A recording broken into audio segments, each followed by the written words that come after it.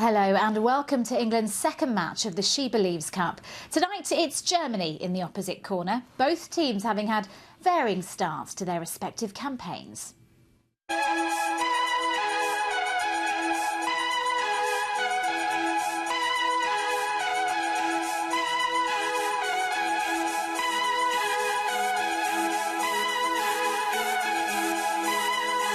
England all in red, get us off and underway.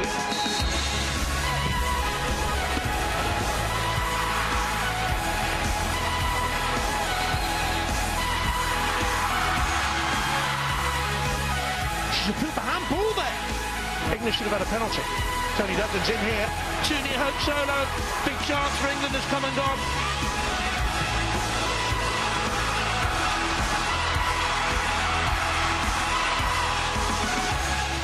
Got inside and shoots and scores, and England are behind. From the moment she cut inside, England were in trouble. It was tight and tense for England against the USA, and I'm sure we can expect similar tonight against Germany. We're in the company once again of Rachel Brown-Finnis and Rachel Yankin. Rachel, it sounds surprising to say, but England's record against Germany isn't that bad. A win, a draw, no goals conceded in more than 200 minutes of football. In recent history, that's been the case, and it's phenomenal to see really where England have come to, because prior to that, I think it was, you know, it's a good 15 years where England have had absolutely no joy against Germany. So, yeah, it's a real marker. I think tonight, if they were to continue and to re-establish sort of, you know, their dominance, certainly in European football, this could be a really big result tonight for England. Rachel, a couple of changes to the starting 11. Alex Scott and Katie Chapman in for Lucy Bronze and Jodie Taylor. How will that affect the way the team lines up tonight? I don't think the Alex Scott and Lucy Bronze change. I think they're both pretty similar players, so I don't think that will affect the team very much. I think with Jodie Taylor out, I think that obviously Jill Scott will probably play higher up and they won't play two up front. But that's about it. Still attacking football. Yeah, I think certainly the midfield change is more of a tactical change rather than the Alex Scott and Lucy Bronze swap. I think that's more to maintain the fitness of Lucy Bronze's knee. OK. Well, tonight's match takes place in Nashville, Tennessee. There for us is Joe Curry, who a short while ago was speaking to Mark Sampson. So, Mark, two changes for tonight. Lucy Bronze and Jodie Taylor are out. In comes Alex Scott and Katie Chapman. What are the behind those changes? Well, I think with Lucy missing out and Alex coming in is that it's really tight between those two anyway. They're both fantastic full-backs, and we just felt slightly fresher Alex Scott would be a good option for us in this game. And unfortunately for Jodie, she just felt Achilles a little bit, so it's too much of a risk at this stage of the season to put her in for this game. So she'll miss today and hopefully be back for the next one, but delighted to have Chapman back in the team. You know, these type of games Chapman's built for, so she'll come in and do a good job for us. This is going to be the fourth time you've played Germany in 18 months. Where are those key battles on the pitch going to be? All over the pitch. Yeah, it's going to be a tough game again. You know, Germany are an excellent team. They're ranked in the top three for a reason. The win we got in the World Cup and the 0-0 in Duisburg were big performances from us, so we're going to have to go with those levels and more again to get another win. But we're confident of that. We're pleased with our performance against USA. We know what we need to improve on, and we're focused on making sure we do that today. You said you came here to win the Cup. How important is it that you don't just get a point, but you get a win tonight? Yeah, we got to win today. So I think this is the England team. We're determined to win. You know, we're set up to win the game. Of course, we're not going to go gung-ho from the start. We're going to play the game properly, but certainly with 10, 15, 20 minutes to go, if we're not in the lead or even behind, we have to do things that we can to try and win this football match and keep ourselves with a chance of taking the Cup back. So we're chucking a kitchen sink at them? Well, we'll wait till the last 10 for that, but we want to win the game, and look, I'm pleased with where we're at. We just want to make sure that put a good performance today and get another win. Mark, best of luck for tonight. Cheers, Joe, thanks. So not the kitchen sink, but Mark suggesting things are still going to be pretty tight for most of the game. I like Mark Sampson's attitude. You know, he's going there to win, and you know, real back a few years ago, England teams were almost afraid of playing Germany, and certainly, you know, they'd take a 0-0 and want a close defeat. He's there to win. The whole team have got the philosophy and the mentality that they can go out there and win tonight. The Germany have lost a few of their most influential players, Nadine Angerer, Celia Sasic. How's that going to affect things? I think they're in transition, and I think it's difficult for Germany, and I think it's an England team that are going to come out and show them respect because they are Germany, but definitely no fear, and I think that we're going to take it to them, and I think that will be, if we can go at Germany in the same way that we went at America, it will really push Germany back, and it's going to be difficult for them. OK, well, it's another big night for two of England's most consistent performers. Farrah Williams picks up her 150th cap, and should Eni Aluko appear from the bench, she'll become a centurion for the Lionesses. They've been reflecting on their incredible international careers pre-match with Joe. I think the last 2 years for me certainly has been just overwhelmingly good. Obviously winning the bronze with England, and potentially getting 100 caps. My home debut against Portugal will always be one that I remember. I had, lots of friends from my estate come to Portsmouth and support me. My family was there, and I scored. The game against Germany in the bronze medal to beat the Germans. I know it was in 120 minutes, but yeah, to finally beat them was one that I'll always remember. It's a very emotional achievement, something I'm filled with pride. It would be nice to start. I'm not sure how many players in the past have come off the bench to make the 100 caps.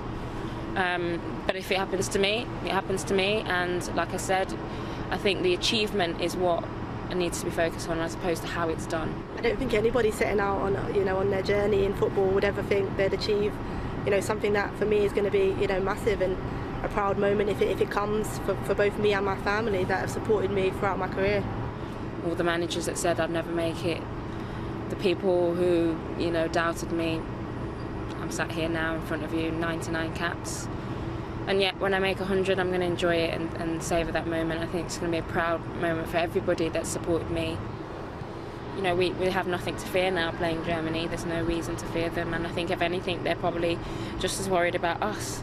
I think you'll see another energised performance tomorrow against Germany, whatever team, Mark decides to pick. And I think, again, tomorrow, whoever plays, it'll be the same thing. Rachel, you'll be seeing plenty of Farrah. She's with you at Arsenal. A word on her achievements and qualities. It's just fantastic. I mean, it's a massive achievement. She's such a modest person because she's sitting there saying, if everything, if I could do this. She's a fantastic footballer, and I hope she goes on to get many more than this. I mean, it's definitely someone that's going to bring the experience to our team at Arsenal, so it's a definite bonus she's playing for us. A word on Eni as well, who's joining an elite group of players, including, of course, you, Rachel. Yeah, I mean, if she does come on today and reach that 100 cap milestone, it is something phenomenal, something that I would love to have done. However it sort of happens, and she's a player who started out in the senior squad at 17 years old. So, as she said, it'd be a proud moment and something she should be very proud of as well. Where's the game going to be won or lost? I think again, it's about the midfield battles and England actually going, at Germany, and really they went in packs. They hunted America down in packs, and I think they'll do the same again today. And it's just about that composure in the final third, and that's the worry for me. I don't fear that England can't beat Germany. It's just where are we going to get the goals from, and how are we going to get those goals? Well, they've done it once in 22 attempts, I think it is now. Predictions? Well, like third place playoff, take the game to them, and I'm going to go with a 1-0 England win. You? I said that before, 1-0 England. OK, time then to cross live to Nashville, Tennessee. Can England continue their fine recent run against Germany? Time to find out. Commentary comes from Sue Smith, and first, Jonathan Pearce. Yes, thanks very much, Tina. Good evening, everyone. Will England then strike the right chord in Nashville tonight and repeat the refrain of last summer and that famous fourth playoff win over Germany? That and England's really disciplined performance in Duisburg in the autumn has worried the normally implacable Germans, and England must win to stand a chance of lifting the SheBelieves Cup as they walk out here and stride out on this ground. Opened in 1999, the capacity is just over 69,000. It's the home of the NFL club, the Tennessee Titans, on the east bank of the Cumberland River. Not that many people in the ground tonight, but a sizable crowd for Jordan Nobbs and the England girls, but they thrive under pressure. And we'll wait for the anthems to play before we bring you a look through the teams. Please rise and remove your hats for the singing of the national anthem of England, followed by the singing of the national anthem of... Here to perform both anthems, let's welcome Metropolitan Opera soprano and Tennessee native Holly Harrison. All very polite. God save our noble Queen, long live our gracious Queen, God save the Queen. Send her victorious,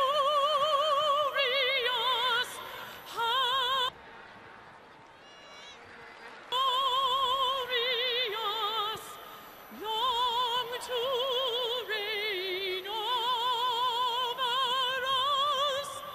God save the Queen.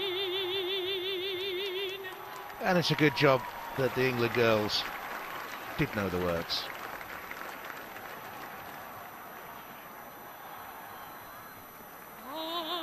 Einigkeit und Recht und Heirat für das deutsche Vaterland.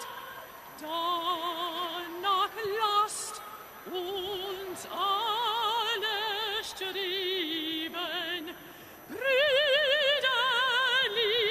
mit Herz und Hand, Einigkeit und Recht und Freiheit sind des Glückes Unterpfand. Glanze dieses Glückes, Mühe deutsche Vaterland. Glanze dieses Glückes, Mühe deutsches Vaterland. Well, we got there in the end. Karen Bartley, Alex Greenwood, Steph Horton, Farrah Williams out there, Katie Chapman, Jill Scott, they all played against Germany in that game in Edmonton last summer. England's first victory. I seem to remember most people being there as well. We travelled with the England team and the supporters, and it was a great journey to be on. The Germans, of course, only Bartusiak, Behringer, Marijan and Kukowski started against France. Blesser, Hendrick and Pop came on, as she did in Edmonton, when Bartusiak, the veteran captain, Kemmer and Behringer also started. Of tonight's 7 changes, Ben Cart's only previous game was against England in November. Hendrick hasn't started in a year. Henning's just signed for Arsenal, teammate then of Farrah Williams and Alex Scott. Kemmer was inspirational at left-back last summer. Blesser started in Duisburg against England in the autumn. Ischlecker has 13 goals for her club this winter, and Pop is one of 3 Wolfsburg players in the front 4 who helped knock Chelsea out of the Champions League this season. The coaches, by the way, the names of the coaches are wrong. These are the graphics supplied by the organisers, and of course Philippe Bergerou is the French manager. Mark Sampson will be a bit bemused there. Well, England make those 2 changes from defeat against the USA as they look for just an 8th win in a run of 20 matches against the world's top-ranked countries.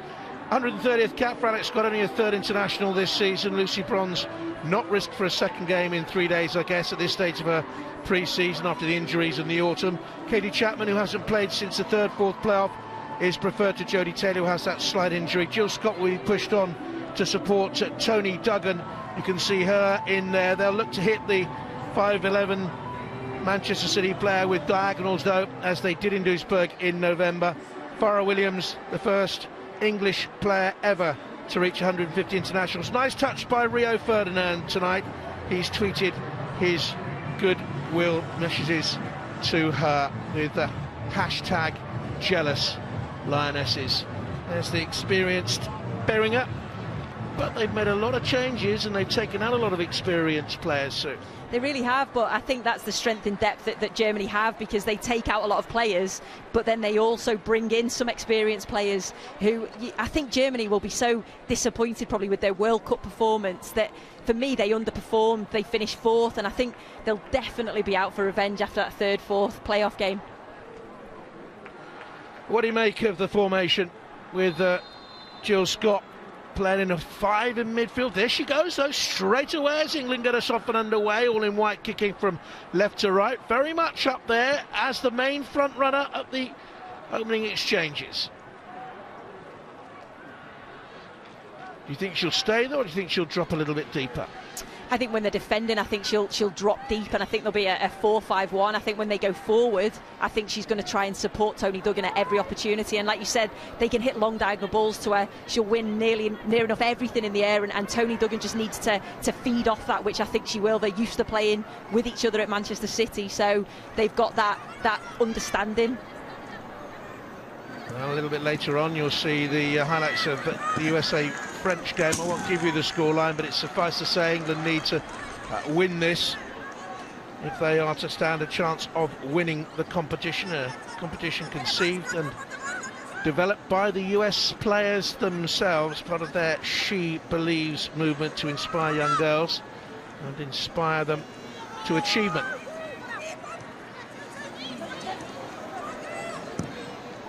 It's a decent cross in.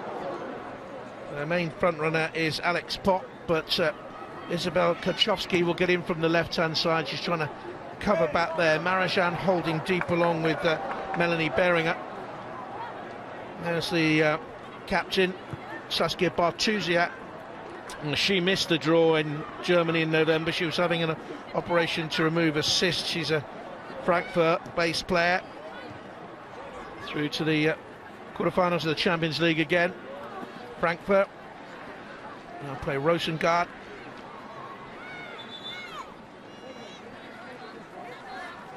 Wolfsburg also into those quarterfinals. Strong German representation.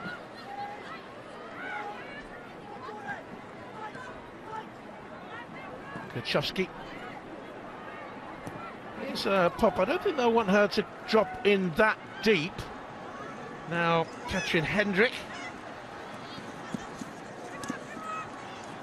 No Meyer tonight, hugely influential and impressive, both last summer in the World Cup finals at right back and in the opening game. Scored the goal against the French, and they've got an opening corner here, Germany.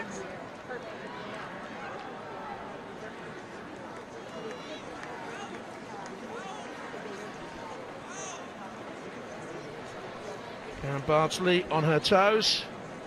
Really one of the top keepers in those World Cup finals. She kept one clean sheet there, had the bad eye injury against Canada, had to go off. Played very well in the competition. That's a deep cross, looking for the run of Pop coming in. And the first effort on goal in the game flies over. They know they're going to get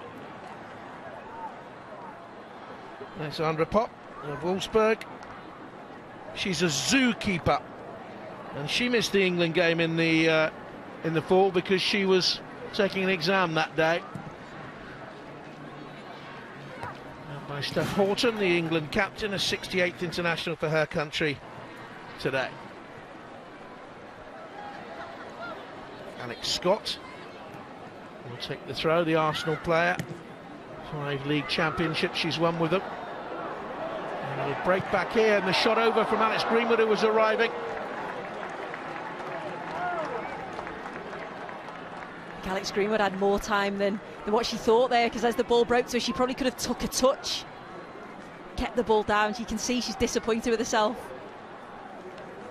So this was good pressure. Katie Chapman initially, and then Demi Stokes making that run, and it falls to her, and you think she could have a touch. Keep the ball down, keep the ball low, make the keeper work.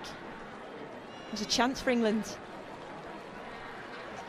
There's 1 goal to her name for England. She's started only 4 of the last 14 games after a very good run, 5 in 5. Now Germany will really be concerned here, because one of the world's best players is down, Jennifer Marozsan. We didn't see the best of her in the World Cup finals in the summer. She picked up a right knee injury on the eve of those finals, and she hasn't been back long playing She's only played 11 games for her club Frankfurt this season. This is the chance again, and again great pressure by Demi Stokes. Force that chance for Alex Greenwood. Well, she'll play on the left-hand side, Demi Stokes. There she is closing down on Hendrick. But when England attack down the right, she has to come in, doesn't she, and support the front two.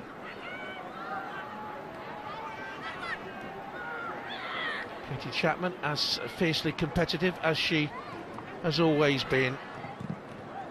Chelsea player, what a season they had. All starts again, of course, domestically later on this month. Chelsea reigning champions, cup winners. Here's Josephine Henning, who has just joined Arsenal from Paris Saint-Germain, where she was a Champions League runner-up. Bit of a disappointment that for her, because she'd previously won that competition with Wolfsburg, and she's playing alongside Bartusiak.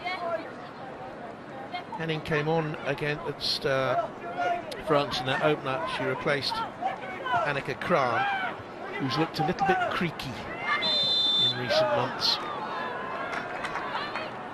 And at some stage, I wonder if it'll be when Sylvia Knight leaves the job as head coach manager after the Olympics, they'll have to change those centre-backs. They've been there a long time. No, you're right, and I think Henning would be a good replacement. She's very composed on the ball, likes to bring the ball out from defence, and I think, you know, that's something that they've lacked at times, and they have been there for a good number of years. They've got lots of experience, but I think she could be a good replacement in there. Germany, the only country to have won both men's and women's World Cup and European Championships. They'll play in the Olympics in the summer. Sylvia Knight will bow out after that.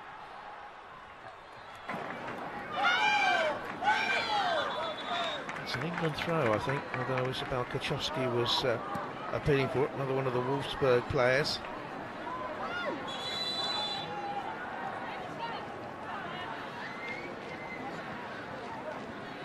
Fans of Chelsea, you'll probably remember Kaczowski and Pop. They beat Chelsea away 2-1 and at home 2-0 in the Champions League to reach the quarters, which resumes, the competition resumes later this month after the winter break.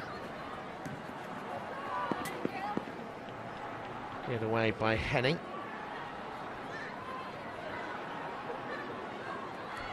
Only 24 minutes against France. Well, England early on having Tony Duggan dropping a little bit deep and players overrunning her. Demi Stokes for one, Jill Scott for another. Katie Chapman would love to get forward and have a go. And here's a free kick to England, and Jill Scott exasperated because, look, she's saying I was away. Why didn't you play advantage? Got to say, I've been really impressed by how England have started this game. Very similar to in the America game, where they've pressed, they've won the ball, they've started on the front foot, which is what you always want in a game like this, and created some opportunities early on. Well, up to the last year, Germany had won 18 of the 20 clashes, only 2 England draws. Subsequent to that, England had beaten them and held them on German soil, and they have every reason to believe. In comes a free kick from Greenwood. Scott battling for it. Greenwood. And that's a great header, and England lead! Lovely ball into the edge of the penalty area to Tony Duggan, and what a start by England! 8.5 minutes gone, and Benkart beaten. A lovely ball in, and what a deft header there by Duggan. Absolutely fantastic by England. I thought the initial free kick wasn't great, you know, didn't beat the first player, but then Jill Scott just played it back to her. She took a touch, and this is just whipped in with pace, and Tony Duggan just needed to direct the header into the bottom corner. But fantastic from Tony Duggan, the awareness as well to know where the goalkeeper was to be able to do that. But what a start. They've started off really, really well, and they've deserved this goal. And that's a great start for them. And that ends a long wait for her without an international goal. Her last goal for England came in September 2014 in a World Cup qualifier against Montenegro. She was out for a long while with an injury. She finished last season domestically very well for Manchester City with 9 goals in her last 10, and England are ahead.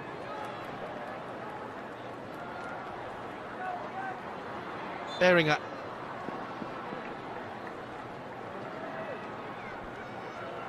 Very experienced, 114 internationals, Bayern Munich player. You won't be surprised to hear they top the Women's Bundesliga by 10 points. They're unbeaten this season. But England are all smiles.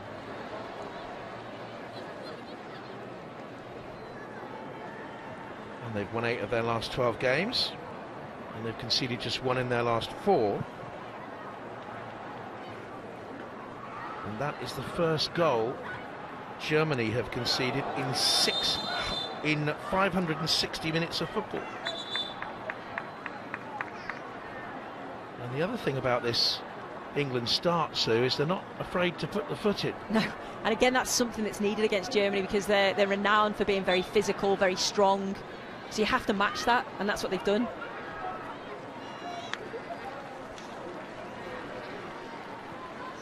Beringer will take this free kick.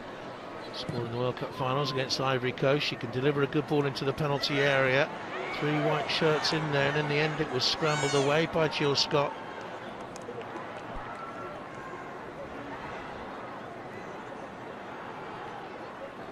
Karen Bartley, back in the USA where she was born, Santa Monica, California. Went to Cal State University, broke her leg there actually, played for a couple of American clubs before going to Europe with the Linköping in Sweden and Lincoln. Were you there when she was at Lincoln? No, I wasn't. It was the season after. Marijan, okay now. They're creeping into a little bit of space. Comes in from Kemmer that was blocked. Just siphoned it away or turned around the corner. Marijan. Top again, prepared to come deep and out wide.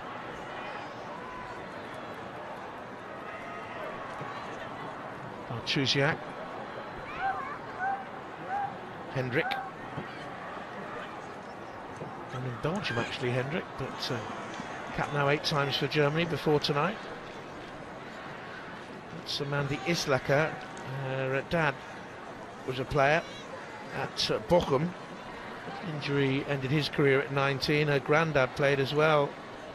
He was quite a famous German footballer. France. He scored a hat-trick in the 55 German title decider for Rot-Weiss Essen against Kaiserslautern.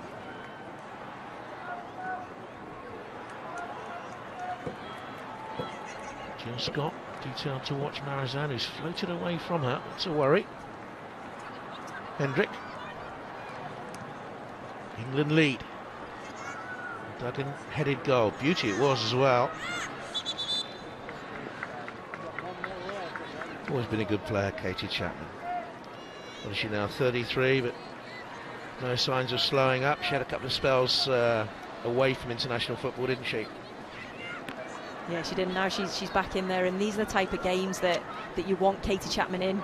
She'll match them physically in every department. She'll pressurise the ball, and she leads by example in that midfield. She retired from the squad back in March 2011. There was a row over childcare costs, I think, at the time, but the English game has moved on enormously since then. And she was at one stage called the Rock of Arsenal's famous quadruple winning team. Won everything domestically and in Europe that year. Now at Chelsea. And another who's approaching 100 caps.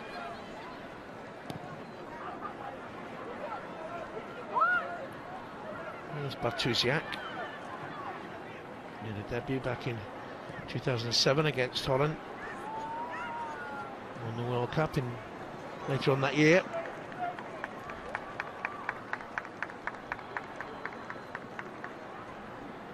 Very composed and a highly creditable start by England here.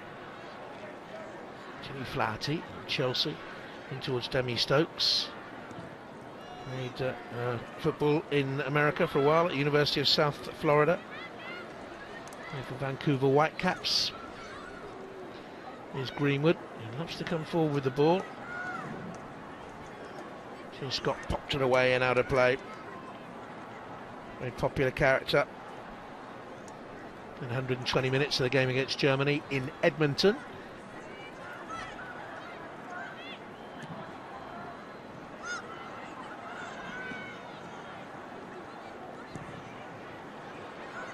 Switch to Kemmer. Did well to get the shot away, and Karen Bardsley got her body behind it. Good technique, the goalkeeper, who's what started 13 of England's last 14 games, now very much the number one.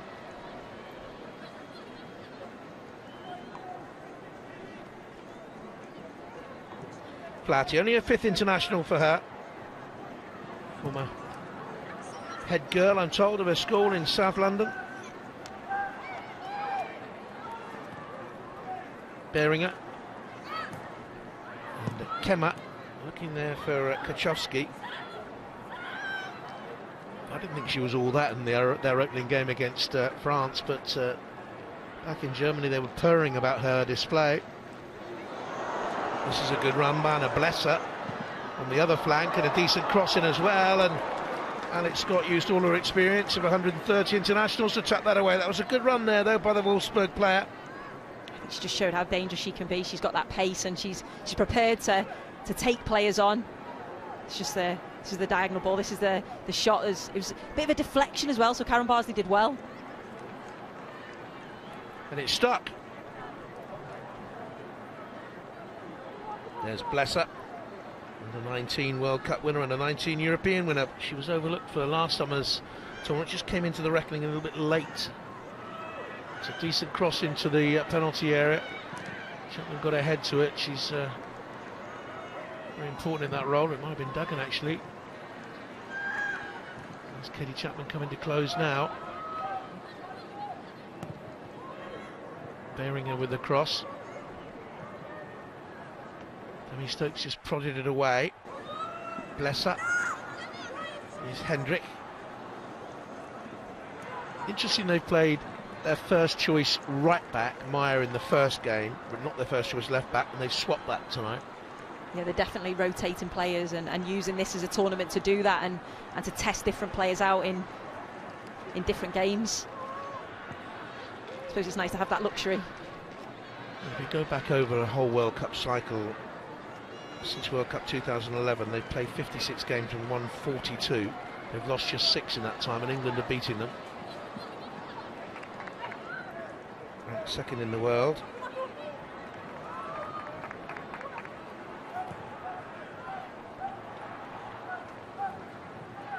And it's the first goal they've conceded since Farrah Williams' penalty in Canada last summer. I think the girls, since that fourth playoff, they've just got even better, and I think it's belief. I think once you've beaten a team, because they hadn't beaten Germany for years, and I think once you've got that belief that you can do it, you can see tonight there's absolutely no fear. Well, the growth of the domestic league back here will really help in England, because they'll get more games. Top flight's been expanded by one team this season. You're looking at Bartusiak's played 169 games for Frankfurt. Kemmer's played 167 games for Turbine Potsdam. Top level games. The English players can't compete with that sort of experience, or they couldn't, but now it's a changed game. Yeah, because the German league is so competitive, and I think now the Women's Super League is getting like that in this country, like you say, so it's helping those players progress and develop, and that then helps the international team. That's right, and if I look at this note you just passed me and mention the Doncaster Bells, who are playing top flight football this season. You're not supposed to say that. With a superstar, if veteran, former England international. I didn't say veteran. Experience. So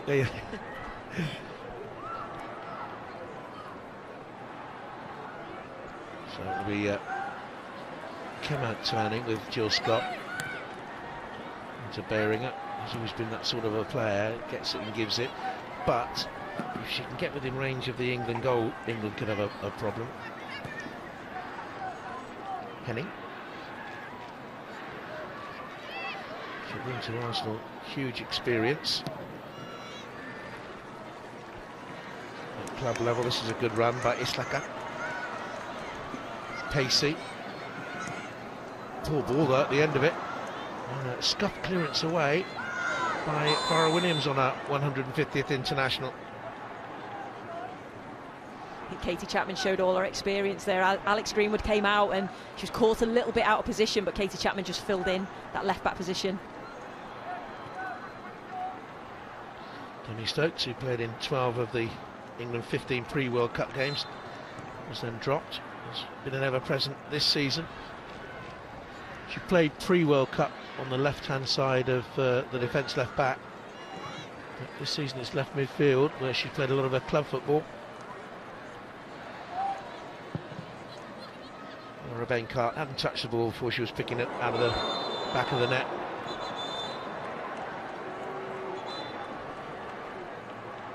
And a yellow card for Gilly Flaherty. You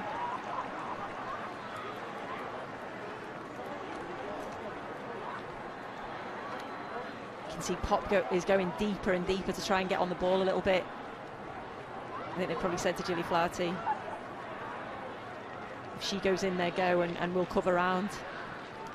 Not sure that was a booking. Physical, but he's been around the houses. That's Sandra Pop. This is her 64th game for Germany. German Football of the Year back in 2014.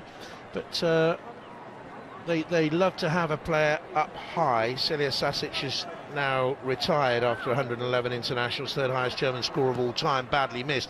She would stay up on the shoulder of the last defender, and indeed I think Mittag was like that in the opening game, chasing down there Islaka.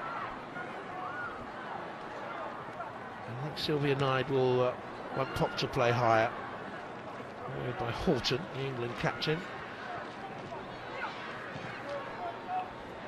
By Jordan Nobbs.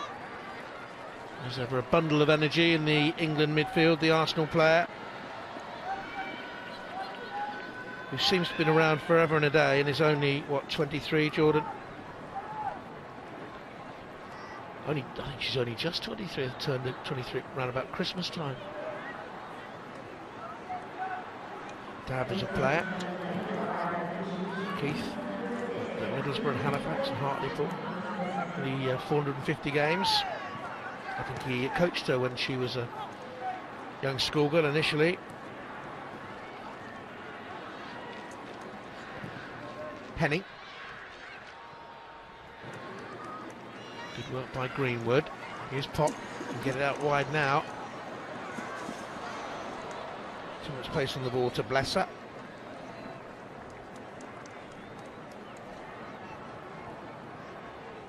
She came through to the senior international reckoning so late. She was an under-19 World Cup winner and European champion, as I was saying, but she didn't make her full debut until last March. But they've got players ahead of her who are very, very good. One or two players not here at this tournament. Sasic, we mentioned, retired. Lauder is out injured. Leupolz isn't here. Lauder had a very good World Cup. England are having a very good evening so far, but this is into Marijan and worked cleverly round the corner, and England could be stretched here. Safe hands again from Karen Bartley, who's having a good game so far. It's a really well-worked free kick by Germany. But Karen Bartley just seems to have so much confidence at the minute. That obviously helps the defence when your goalkeeper's like that, very commanding and coming out and receiving the ball. Being so highly rated last summer, I think, by the tournament officials and so on. Must have done her a world of good. Katie Chapman closing down on the angle there as Hendrick again pushes forward. She's come inside now. So we'll try and get the cross in. Islaka on the edge of the penalty area. Back it comes to Jennifer Marijan. Can't give her that sort of room. She's got 26 goals for her country. For me, she's one of Germany's best players. Great vision, and if she gets an opportunity to shoot, that's exactly what she'll do. Just too much time and space there. Thankfully, she leant back as the ball came to her. They've got to close her down quicker. Come through the successful Germany age group champions, European under-17 winner and top scorer, and under-20 European champion, under-20 World Cup champion in her time.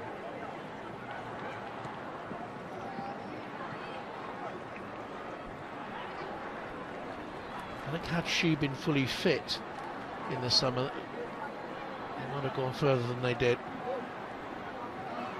And I certainly think the other night England against the USA proved that England would have been sterner opposition for the United States of America in the World Cup final than Japan, who were blown away in the opening 15 minutes. Yeah, definitely. Alex Scott with the throw. There's Jill Scott.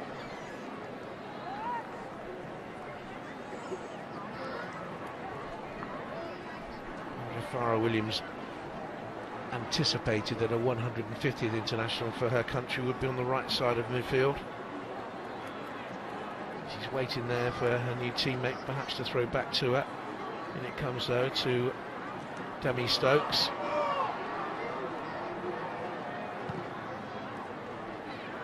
Mark Sampson told me it was all about getting players up in support of Tony Duggan and beyond, and they've done that. Look at Demi Stokes is in the penalty area on the edge of the box. Yeah, that was my concern when I seen Tony Duggan was up there on her own. I thought she could become really isolated, but the players around have, like I said, they've got so much energy. The likes of Jordan Nobbs, Debbie Stokes, Jill Scott, they're constantly supporting her and an outlet. It's more of a 4-3-3, isn't it, at times? Kemmer with the throw.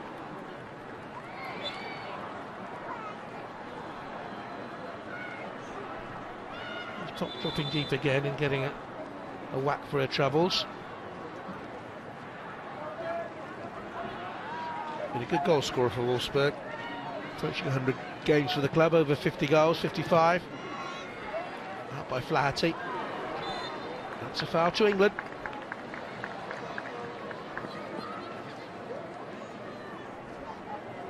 I think the way England are playing, they could get a second here before half-time.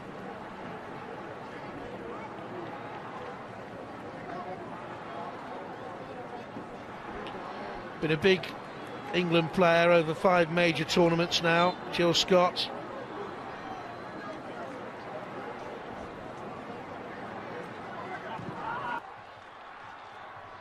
Free kick up towards Demi Stokes.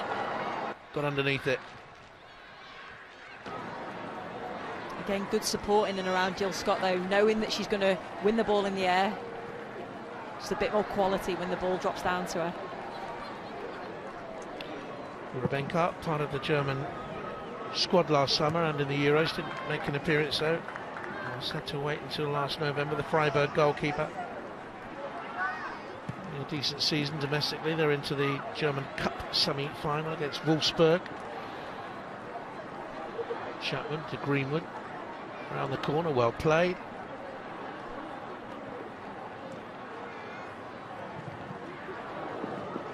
You can see Mark Sampson's mark on the way they're playing. Nice little triangular passing units. Contract extended to 2019, the England coach. There's always options as well. One of the England girls have got the ball, there's 2 or 3 players that they can pass to. And they're confident to get on the ball, they want to get on the ball, make things happen.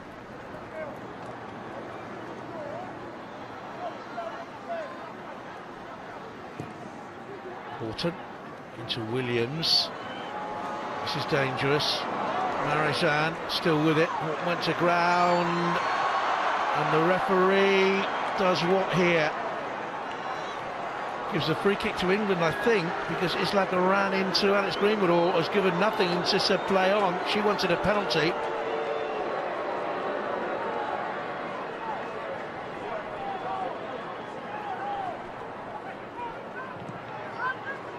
This is just a bad touch from Farrell Williams, and straight away Germany are on it, and they want to just break straight through the middle, and that's a real tough one to call.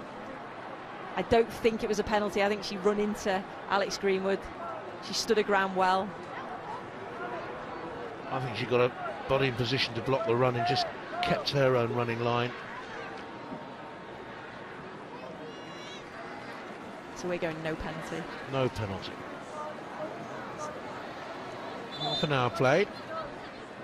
Free kick to England here. Captain will take. Manchester City now, of course, had such a good spell at Arsenal before, and it comes looking for Scott in the penalty area, and she's claimed a corner and gets it. It may well have touched off Josephine Henning. She's had a couple of bumps and bruises out there. Jill Scott. There's the great Sylvia Knight, who scored Germany's first ever international goal in November '82, scored their first ever World Cup goal. It's Nigeria it was. Has been in charge for 153 games, has won everything you can win, and departs after the Olympics. Steffi Jones will take over, who herself was a German international, 100 odd caps, 111.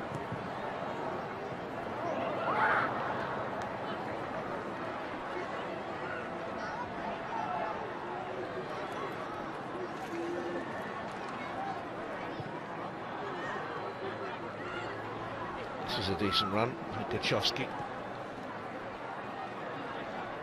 comes from Berlin back to Kemmer.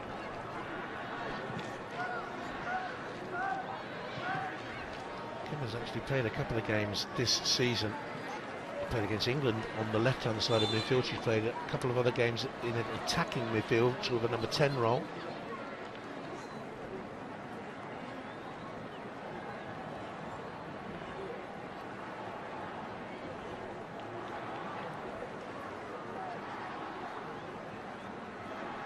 Flaherty, title winner with Chelsea last season, and at the moment keeping Laura Bassett out of the starting lineup, but that's not a given long term, because Mark Sampson, I think, likes to keep them on their toes, and certainly there was an accusation that the England women's team, Sue, especially around about the last Europeans, was a bit cliquey, and he's not allowing any of that, and certainly not allowing any of the players to get into the comfort zone. Here's Duggan looking to set Stokes through. She's powerful enough to get in there.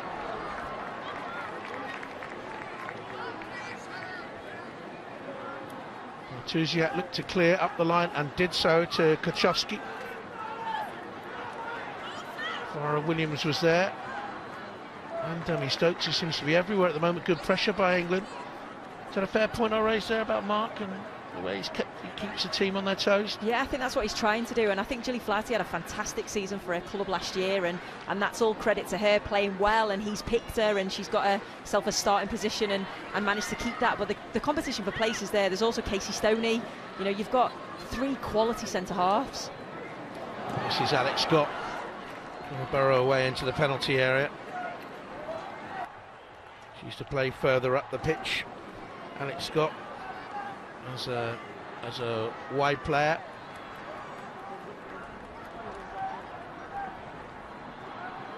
There you are, back at home having a few break-up in pictures, so we do apologise for that. Circumstances beyond our control, as indeed was the singing of our national anthem. And the Caseys seem to enjoy that. The lady who must have been nervous. I think she was nervous. So you can see the England girls trying not to laugh. Karen Bardsley had a little giggle.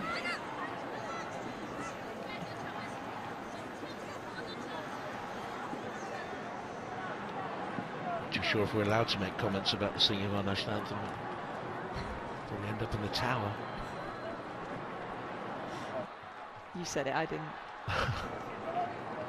There's Blesser. Through to the Champions League quarter-final against Brescia with Wolfsburg.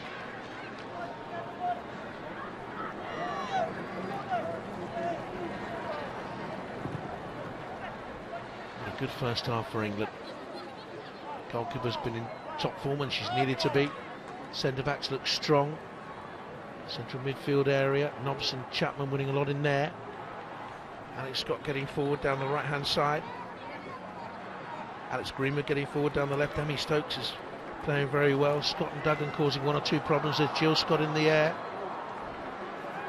Well, that's a free kick for Fallon Williams. When England went to Duisburg and played that November game, Mark Simpson made a big thing of it, didn't he? They were going to hit Jill Scott with these diagonals, and I think they found out that night it didn't quite come off in terms of goals or goal chances for England, but they knew that she worried them in the air. Yeah. And what I've been impressed with is Tony Duggan's been coming deep to receive the ball, but then the runners in behind been excellent, and Tony's done very well at holding the ball up and finding those players. Greenwood with a free kick, so it swings in with the left foot. Headed away by Marijan. Alex Scott all the way back. It's a young England management team, but a management team that is learning very quickly. And it's an impressive management team. And I think the FA think very highly of this current setup and what it has achieved. Lee Kendall working with Mark down on the bench, the goalkeeping coach, a bit more than that really. A more senior role here because Marianne Spacey was with the young England side, who beat Germany themselves last week in La Manga. She comes over, the former England stalwart, for the last game against France Thursday, and you can see on the BBC. Henning. Now here's Tabia Kemmer.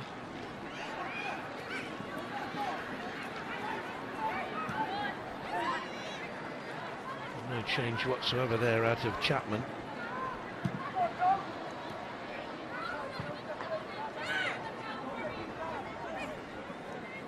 Pop. Behringer in that area where she can have a go at goal. That's what we were talking about earlier. Yeah, she's got the ability to do that, but I think if you're keeping Germany taking shots from long range like that, I'd be quite happy. You can see she's quite happy to shoot from there, but Karen Barsley's fine. In her second spell at Bayern, she went away to the Frankfurt side for a little while. Well, 4 years, a little while. Hendrick. And Blesser, who's stayed wide on that touchline, hugged the line and now can get a cross in that could endanger England. Pulls it back, Pop with the header. Dealt with by Karen Barsley, made it look easy, but I think that was the wrong option for Germany there. I don't think she realised she had a runner coming in behind her who was in a good position. It just showed her pace again on the right-hand side. Yeah, like you say, if there was a call, if she didn't hear that, Pop's very good in the air. I think if she gets an opportunity, she would take that. They just need to be aware of that pace on that right-hand side. Can they help Alex Greenwood? Can they double up?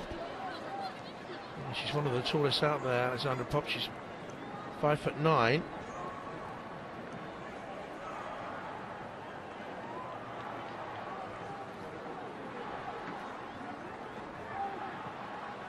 Tusiak. It breaks down on Marijan. He's not having a happy day. Jordan Nobbs. Good ball to Jill Scott. Nobbs just continued the run. Here's Farrah Williams. Looking to find Duggan.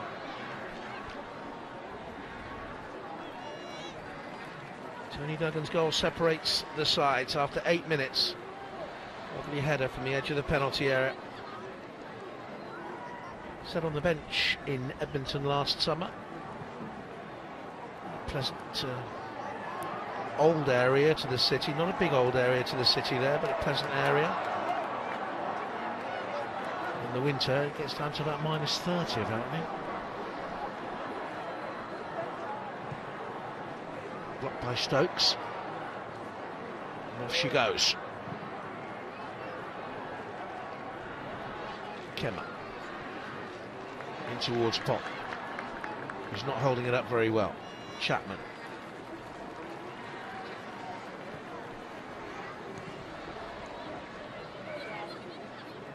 Think how far England have come since they played Germany at Wembley in November of 2014. We were there that day, and they were given a lesson. Yeah, they really were, and I think Mark Sampson's learned from that, and like you say, he's learned in a very short space of time, because for me, England have dominated this first half. Germany have looked average, and I think to say that about such a fantastic team, it's all credit to England, how they've harried them, they've pressed them, and then I think what they've done really well this time is they've been quality when they've gone forward, which against America at times they were a little bit sloppy, but they've looked dangerous. In by Hendrick. Islaka back to her. Henning. Up to Pop. This is dangerous though for England, because Marajan's on the edge of the penalty area. Will it break back for her? The clearance away in the end by Greenwood. Here's Scott. He's rolled away from Bartusiak, who's struggling to get back at her. Used to experience to cut down on the angle though, and Scott's done very well holding it up, and where she's done that for England. So Popper's failed to do conspicuously for Germany. That's a foul. Push on the back of Duggan. I just think at 33, time is catching up on the German captain. 9 years on from the day she helped lift the World Cup. Twice World Cup winners. 8 times European champions. They've won the last 6, and they head their group already, Group 5. Maximum points, 4 wins from 4. England doing well, and their next game against Belgium is live next month on the BBC. Greenwood with the free kick in. Another good header coming away from goal. Katie Chapman this time. She hasn't scored for England in nigh on 6 years. Good delivery by Alex Greenwood. There's a lot of danger players in there now for England. The likes of Katie Chapman, Steph Houghton, Jill Scott, who are good in the air. Remember the England manager telling us in the summer that Katie Chapman was absolutely vital to his team in both penalty areas. In the air, here's Alex Scott. Bardsley looked a bit awkward, but she got it away neatly, and this is where England have played the ball around in neat triangles throughout this game, forcing Germany to chase. He'll be absolutely delighted with the Bristol Academy side for a successful period. Took them to cup finals. But under Roberto Martinez at Swansea. Chapman clears away to Greenwood. She's under pressure over there though from Blesser. And I don't think she got a shout that Blesser was arriving there. Henning. Kemmer, who could yet be the greatest danger to England if she can get forward. She's gone beyond Jordan Nobbs. It's a poor setup by Pop. Marajan. Beyond Demi Stokes, cleared away by Flaherty. Hendrick will turn again.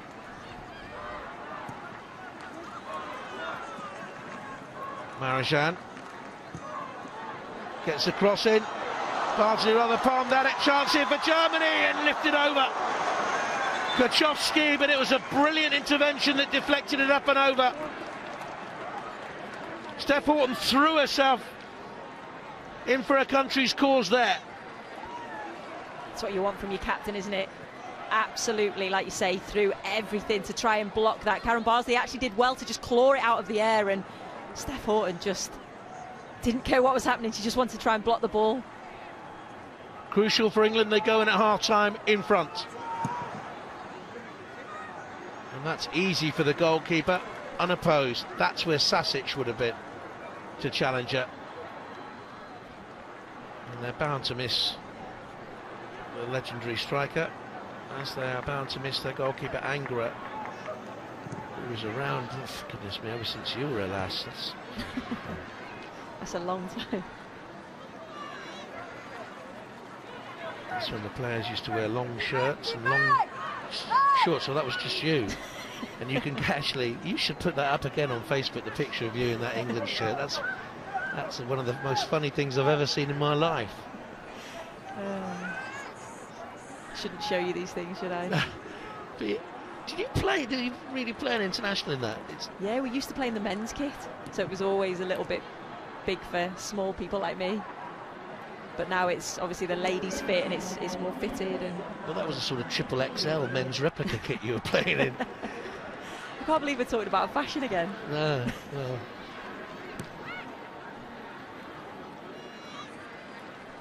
We are fashionistas, you know that.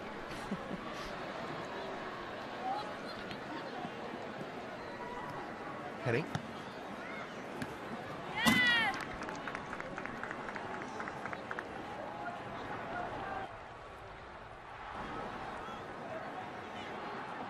Apologies once again for the slight break-up in pictures, I gather you're experiencing. And it's away by one of the two impressive England centre-backs. Flaherty's been impressive, Horton has. In fact, it's very difficult to be negative at the moment about England's performance. We could try and say perhaps they haven't gone on to score another goal, but Sue, this is a terrific first half. Oh, terrific. Mark Sampson will be so delighted with his players, the way that he set his team up again. Great formation, which we worried about at the beginning, but it's worked ever so well. And Tony Duggan's goal after 8 minutes separates the sides. England, are they heading for another famous victory against Germany? They're up at the break by 1-0. It's all white on the night so far in Tennessee. Tony Duggan giving England a priceless lead, but Germany have had their chances.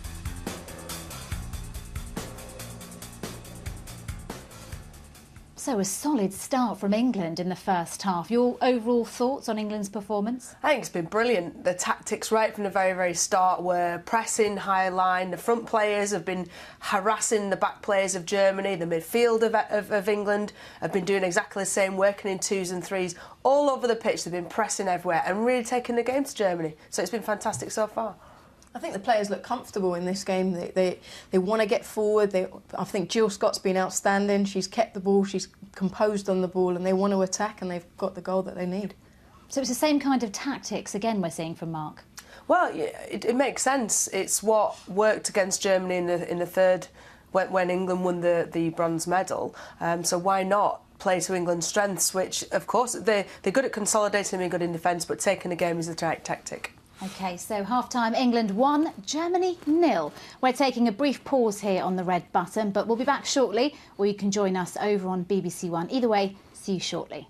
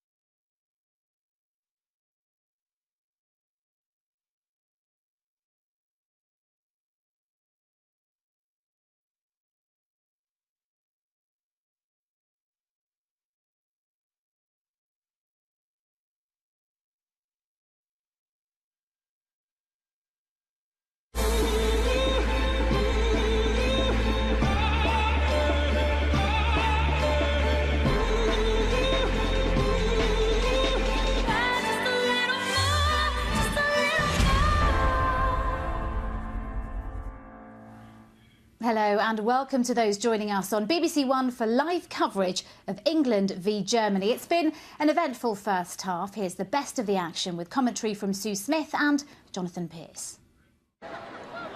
Alex Scott will take the throw, the Arsenal player. 5 league championships she's won with them. And it'll break back here, and the shot over from Alex Greenwood, who was arriving. So this was good pressure, Katie Chapman initially, and then Demi Stokes making that run, and it falls to her, and you think she could have a touch.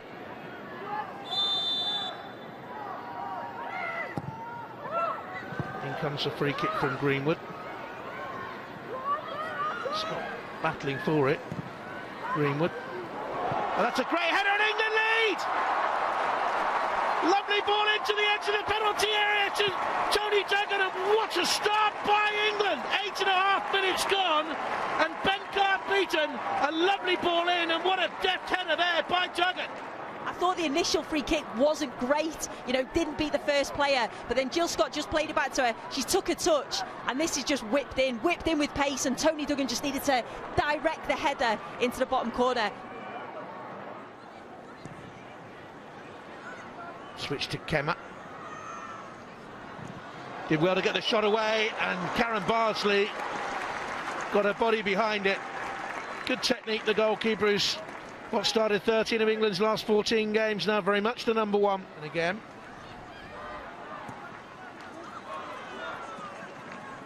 Marajan gets the cross in. Bardsley rather palmed at it. Chance here for Germany, and lifted over. Kachowski, but it was a brilliant intervention that deflected it up and over. Like you say, threw everything to try and block that. Karen Bardsley actually did well to just claw it out of the air.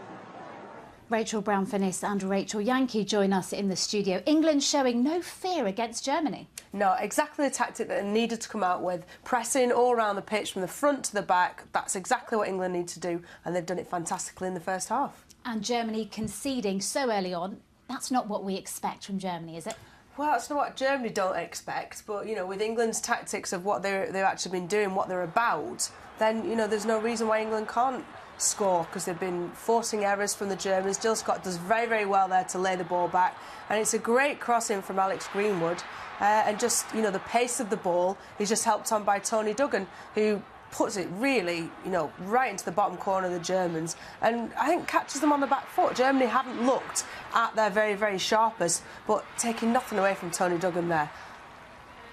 It's a great header. It's a really fantastic header. I think you probably need to give her more credit for actually heading that ball, because when it came back and looked at it in slow motion, you see how well it was. Let's talk about England's tactics. We're seeing a repeat of those pressing tactics we saw against the USA. Yeah, very aggressive. They want to go out there, they want to hunt in packs and win the ball. You see Demi Stokes go in here, and this ball, as it sets back, I think Alex Greenwood would be disappointed not to hit the target there. Here we go again. England, one player goes in, another player goes in. It just sets off all those little cues. They see the different pitches. Everybody, one goes. They're all following each other as a team. And it's really good stuff by England. And I think it's frustrating Germany. They don't like it when England are pressing them. It's similar to the tactics they started against the USA. The USA couldn't get the ball and actually turn with the ball, and we're seeing the same thing here. Jill Scott, for me, has been the player so far this half.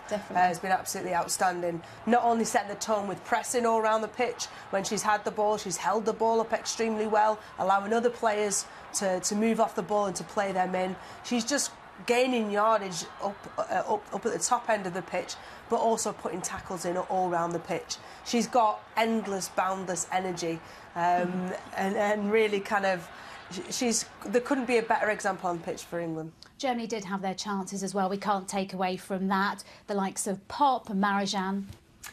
Well, I think the chances that we'll see are kind of limited. Germany have had a couple from the outside of the box. I mean, this one, Karen Bardsley, is one of the world's best goalkeepers, and she's going to save that every single day of the year. I think England do need to ensure that they don't get overrun. Down this left-hand side, I think one or two few crosses have been put in, and you can't allow players like Marajan to get free shots. So yes, we've limited them to, you know, very few and kind of speculative shots and efforts on goal, but they have the quality, Germany, to strike from distance and cause Karen Bardsley to be scrambling. They haven't done that yet, but it only takes a tired England team to start backing off, giving them a little bit more room. Definitely need to be careful down this left-hand side, because Demi Stokes does so much work to try and help Tony Duggan and get forward and get up with Jill Scott as well, that when Germany are breaking down their right-hand side, Alex Greenwood is a bit exposed. She's doing well to keep them away, but definitely need to help each other. This one there. here, Karen Bardsley, I think if she's committing and she knows she can't catch it, needs to come and punch and really clear the ball. She kind of gets fingertips on it. All credit to Steph, though, putting her body on the line. Yeah. Well, we'll be back live to Nashville shortly, where earlier on today the USA looked to make it 2 from 2 against France. The Americans made one change from their victory over England. Judy Johnston replacing Emily Sonnet. France with 2 changes, most notably Elodie Thomas back in the starting 11. Commentary comes from Judy Foudy and Michael Watts. An opportunity for France. Deli lays the mare. Just didn't put her foot on it, and it skitters wide. Les Sommer scored in her hometown last year against France, for France against the United States, but comes up short there. Whipped all the way in, poked over by Hope Solo. Nassib, very dangerous from distance, but Solo up to the task.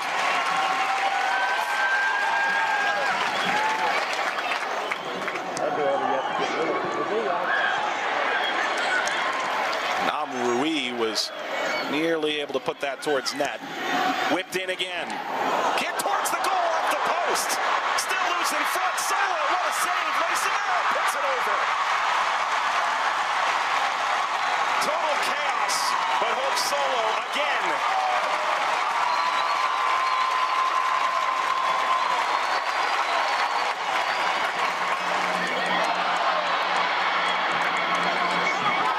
Plays it through. Klingenberg. Morgan around the keeper and puts it into side netting.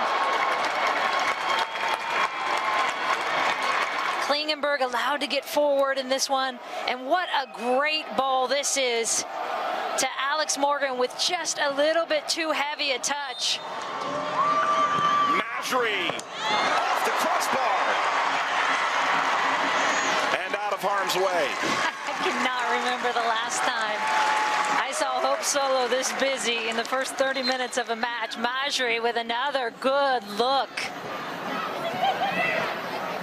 Morgan playing a bit more wide now. Working her way inside. Pugh across. Horan. Pugh's got it again. Across. Knocked down. Heath. That's wide. The best opportunity of the second half by far, but Tobin Heath drags it wide. Heath wanting a corner, but Pugh being switched over to this left side, already making a difference.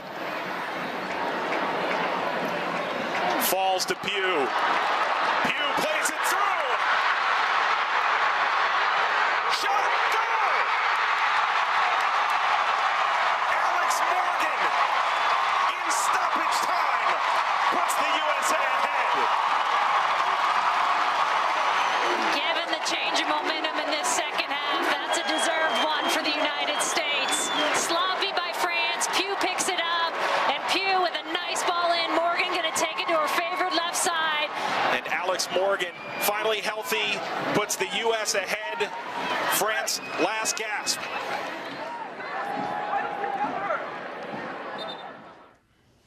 So a great victory for the USA, but of course it does mean that England will have to win if they're to stand a chance of winning the competition. Yep, simple as that, really. I think if England keep these tactics moving forward in the second half, they can still do that. Did the Germans have grounds for a penalty? This incident we'll have a look at that happened, I think, half an hour in. Well, being English, of course, no. But we see the replay as just a bit of a sloppy pass out. Steph goes to ground there, but I think Alex Greenwood just really gets her body between the ball and the player, and I don't see too much wrong with that, do you? No, I don't, but I also think that I think that England could have a free kick before it, because as it bounces off Steph, I think it hits Marajan's hand, and she actually moves her hand towards it, and that pushes the ball in front of her. She knows exactly what she's doing there, so I think it's a free kick to England before that happens. So what can we expect to see? More of the same tactics in the second half? I think we'll definitely see some fresh legs. I think the tactics will pretty much stay the same. It's been working, so why change it? But yeah, I think the energy factor may bring about some changes. I'd like to see, obviously, Annie get a 100 cap. It would be a fantastic story for her. OK, well, at half-time, it's England 1, Germany 0. That sounds good, doesn't it? Time to rejoin Sue Smith and Jonathan Pearce. Thank you very much. And you see the change there Germany have made. Sarah Debritz is on for the second half. And I think, do we see Lena Gosling coming on as well? There she is. Turns 29 on Tuesday, very experienced. Was a huge player for them throughout the World Cup final. She has 84 internationals, a Wolfsburg player, and Debritz very important down the German left throughout the World Cup, and she had a good game against France in the opener. She was taken off a couple of minutes before full time, but two signals there, Sue, that they are going to be stronger certainly in this second half, although Debritz, I don't think he's going to start wide on the left hand side. Looks as if she's going to start in the middle of the midfield. Come on for Beringer. Yeah, that doesn't surprise me at all. They needed to make changes, and I think Lena Gosling, she's got so much quality on the ball. She can make things happen from the midfield, and Germany, I thought, were completely dominated by England in there, so they needed that change, that experience, and that bit of quality. And I would think they would at some stage bring on Anja Mittag. And they're on the attack. Debritz, suspicion of a handball there by Chapman, and a stinging shot by Debritz straight at the goalkeeper, who was well positioned again and has had a very good game. Karen Bardsley looks very secure. Straight away Germany are starting strong, aren't they? First minute and straight away have a shot on target. But that's not going to trouble Karen Bardsley the way she's been playing. Shot was by Islacker actually, not Debritz. Done well for a club side this season. Is like only a fourth international. She scored in her opening two against Russia and Turkey. Failed to find the back of the net against England in the 0-0 last November in Duisburg.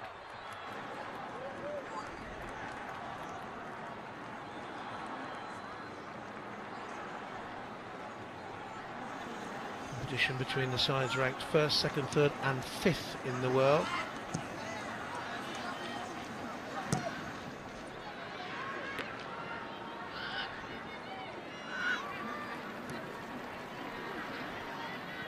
England just showing a little bit of composure here, slow things down after what was a bright start to the second half for Germany.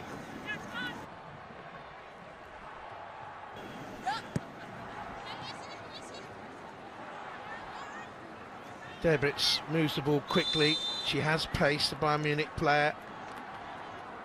Kemmer, another one with pace to get forward from the back. England will have to be watchful throughout the second half.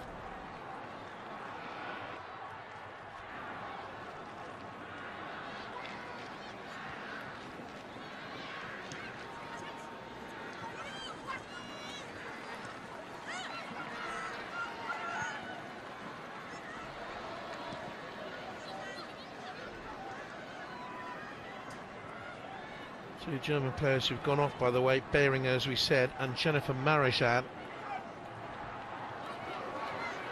Here comes Blesser.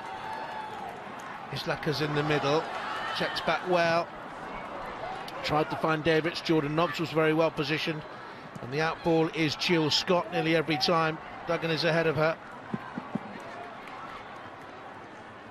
Marajan, the worry for her would be she seemed to pick up another injury, another knee problem, which has really blighted her last 12 months since that eve of World Cup injury.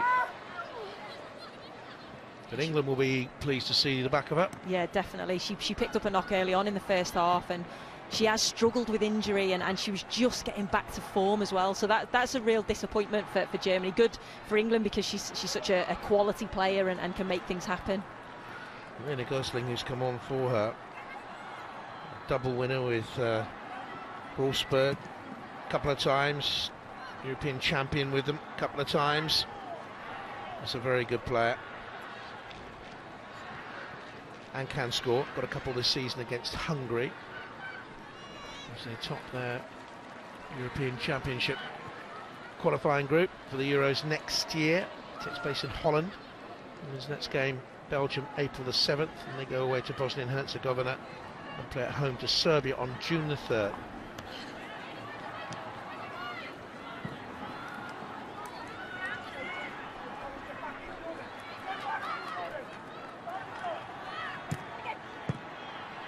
Forward by Katrin Hendrick. Germany really ringing the changes. If you've just joined us from their opening game, only 4 players started against France to survive tonight. England making a couple. Mark Sampson. And a positional change as well. Duggan nominally alone up front, but Jill Scott has been up there most of the time with her, and she's won this free kick and she's played very well. Physical display from her. She's nagged away at the German defenders. This free kick conceded by Josephine Henning, the new Arsenal player.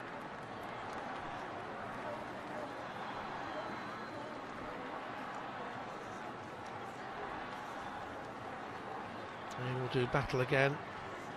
And top flight football returns at the end of this month. Benkart, 2 in her wall. England have been dangerous from set pieces throughout.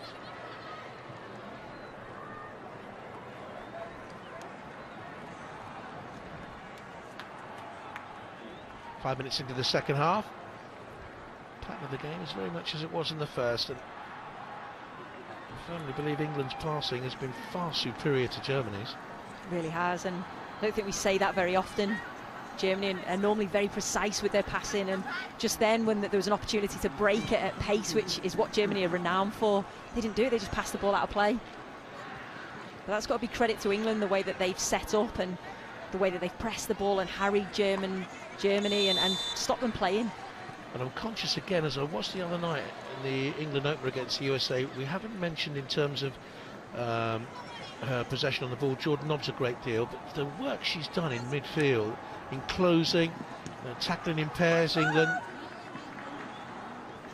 And girls in the studio were talking about it at half-time. One England player goes to close, there's another one back up, and her partnership with Katie Chapman in the centre of the England midfield has been very, very strong. And here's Katie Chapman pressurising again, wouldn't quite break for Toni Duggan. I think when you're hunting packs like that, it's so difficult as an attacking player, and sometimes it's not the first player that goes to press that wins the ball, it's the second or the third. But Jordan Nobbs is vital in that centre of the park. Captain's played well, one very important block in the first half. Here comes another change for Germany then, and it's going to be Henning who goes off to be replaced by number 14, Babette Petter, who plays for Wolfsburg, another Wolfsburg player, another very experienced German international, 94 appearances now, only one this season. She played against England last summer in the third-fourth playoff game. She made her debut back in 2006, World Cup winner, although she didn't make an appearance in those 2007 finals. On the bench, played 3 times last summer. Wolfsburg 12 points behind Bayern Munich in the table. What is it, 7 games to go, I think, in German Bundesliga football. I know Henning's been struggling with a back injury as well, so maybe they're just looking after her a little bit. Now at Arsenal, she played 15 games before she moved club from Paris Saint-Germain. Here's Deblitz. gets the return. This is where she featured mostly in the World Cup, down that left-hand side. Scott back to Jordan Nobbs, who takes the return. It was fizzed at her by Duggan. Chapman's available.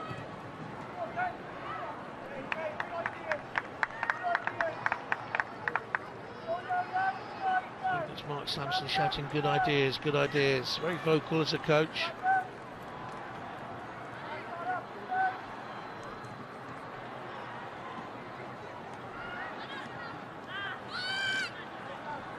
It's given away. It's a sloppy ball by Jordan Nobbs.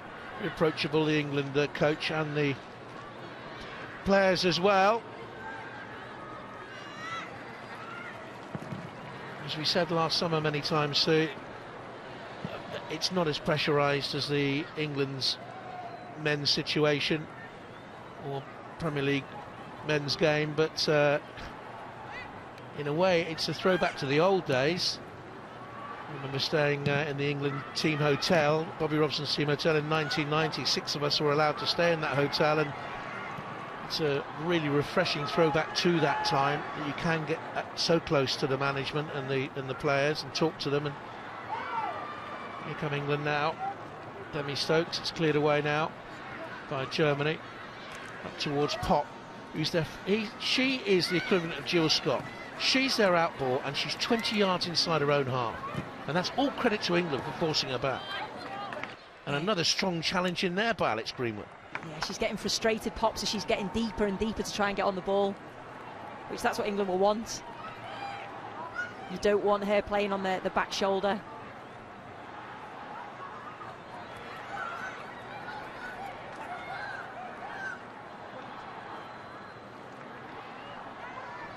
There's confirmation of the England lineup for you.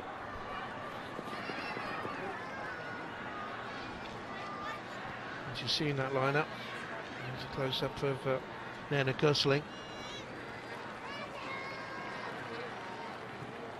who was a powerhouse for them last summer in the World Cup finals, and they were expected to win the competition.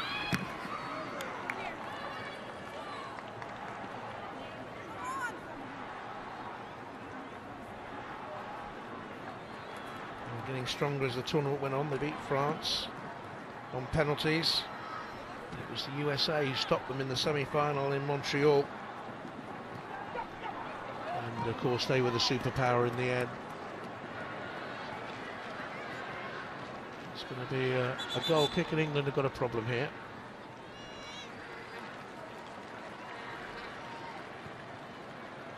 Jill Scott, a knock to her left knee.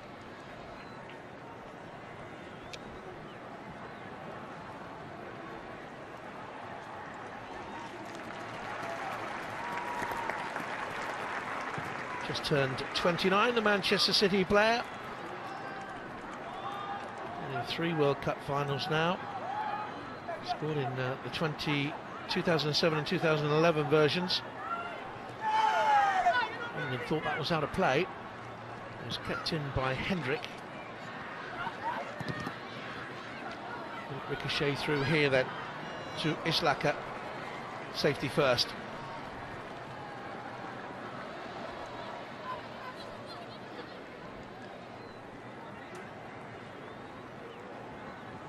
Germany in the middle of their domestic season, England in pre-season largely. They haven't shown any signs of not being match fit. They've looked sharp and their fitness is there. I think it may start to tell, getting on for 60, 70 minutes, and I think that's when Mark Sampson will look to make changes. Wrestling with it, driven in towards the edge of the box, looking for Pop. Catching Hendrick.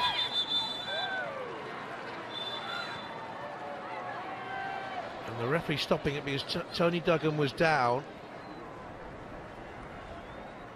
and concerned that she's picked up a head injury. That's why she stopped it.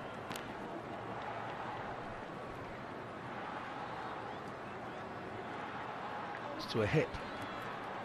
Dead leg? Yeah, maybe. Go England, the Lionesses. this is where Tony Duggan gets hurt. I think it is a knee right in the hip. It's a sore one, but I think she'll be okay. Can normally run those off, and then the next day you're in agony. Very effervescent character is Tony Duggan. And I don't think she'll mind us saying that you can certainly hear her across one side of an airport departure lounge to another. It's a distinctive accent. Yeah, she's a great character to have around the dressing room, and she's always lively, and that's the way she plays. Real hard worker, does what she can for the team, and obviously scored a really crucial goal today. Comes from Liverpool, started off at Everton, went across to Manchester City a couple of seasons ago now, along with many others, including the captain, who is just urging the team on there. Well, we're approaching an hour. England lead Germany, which, let's be honest, we've had a chance to say that many times over the years in men's or women's football. Germany have a free kick now. We've only met before in the United States once. It was in 1990. Germany won 3-1 in a game that was played in Blaine, Washington. In the women's game in England, unrecognisable from that day 26 years ago.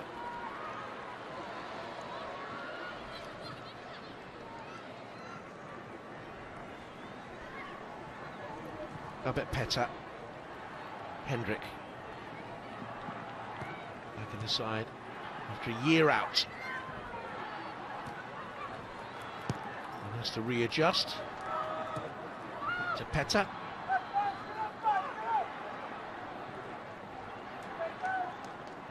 Bartusiak.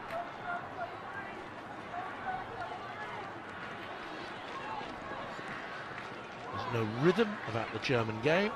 There's no accuracy in passing, and it's all credit to the way England have pressed.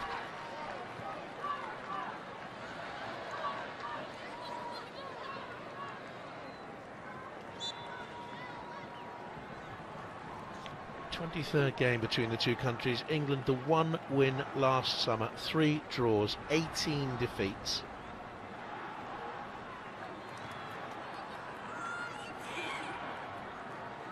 And it's lifts it through. And while I don't think anyone in the England camp would presume to say this marks a sea change in European football power, they wouldn't be that presumptuous. It does show, Sue, that whereas, and you said it many times before, and I think Rachel said it as well earlier on, that England used to go into games like this terrified, frightened. Oh, definitely. And I think that's something that Mark has instilled into his players, and that's belief. That's not to go out and fear opposition, because, you know, we'd go out and fully believe that we could beat Germany, and then as soon as you went a goal down, you'd be like, here we go again. Whereas they don't have that now. Petter.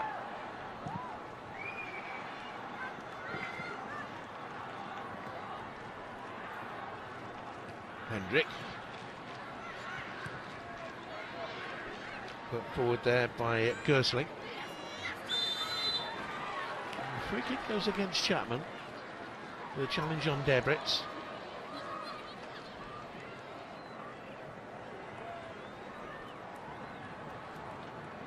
England famously were beaten by Germany in the Euro 2009 final 6-2 in Helsinki. It was a grim old day. 95 World Cup quarter-finals. Germany won 3-0 in Sweden in Västerås. Euro 95, Germany won both legs of the semi-final. 4-1 at Vicarage Road, 2-1 away in Bochum. And the list went on. And now things look brighter. Still a long way to go in this. Karen Bardsley lining up that wall. Debritz and Gersling over it. Debritz hits it. Not a bad effort. Whipped in, another substitute, but always looked to me as if it was going wide. It should look for a 5th goal for a country.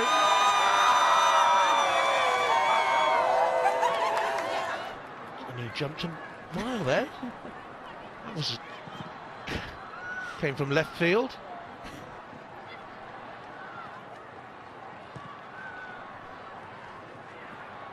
And it's gone underneath it.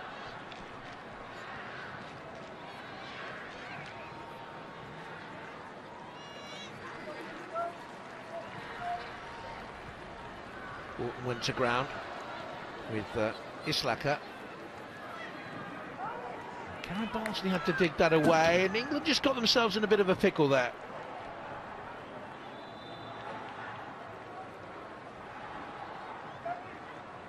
For what we've seen over 63 minutes of this game, the only team likely to beat England as Germany bring on Meyer, a very good right back, and take off Kemmer, a very good left back.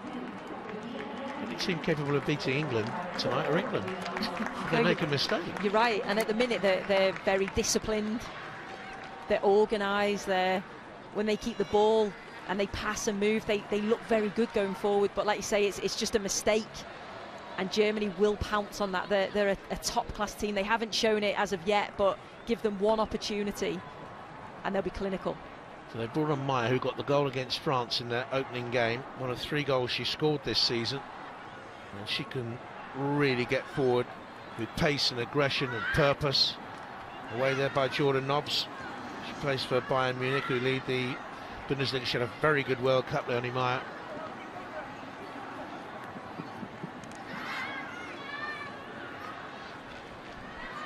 Can play on the left-hand side and has done many times. The UEFA Under-17 champion back in 2009 and the Under-19 winner 2 years later. But England have had a very decent left-back tonight. He's won her tackles aggressively and got forward. Alex Greenwood, she looks for Jill Scott. There's Demi Stokes. She's had a quieter second half. Awkward there for Ben Carter, who had to get it away. Comes out to Jordan Nobbs, into Jill Scott, holding it up, trying to release to Jordan Nobbs.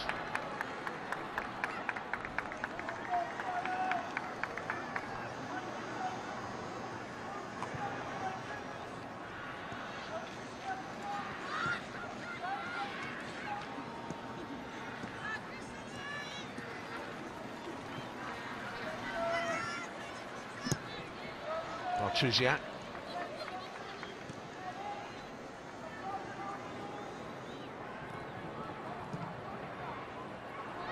Debritz is giving it away. Jill Scott goes for it from range. Straight at the keeper. That's good pressure again from Katie Chapman. She made that happen, and she was pressing from behind. Tony Duggan then won the ball, and why not Jill Scott? She's had a fantastic game, so why not have a go from there? Steph Houghton doing the pressurising there, paid off. Gets it back from Farrah Williams.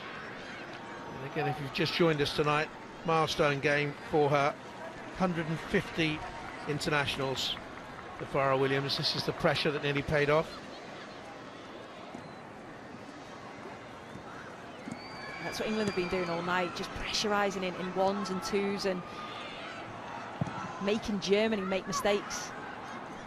Good to see that goodwill message from Rio Ferdinand tweeted out. He's been a big supporter of the Lionesses, hasn't he, over the last 12 months or so? Yeah, he really has, and that helps, you know, having male footballers, well-known male footballers on social media wishing the girls good luck, and it's fantastic for Farrah Williams. You know, that is such a milestone to achieve 150 caps, and I think she's been an excellent player over the years and well deserved, and she's still got many more years, as far as I'm concerned, as long as she keeps herself fit and healthy, to go on and get even more caps.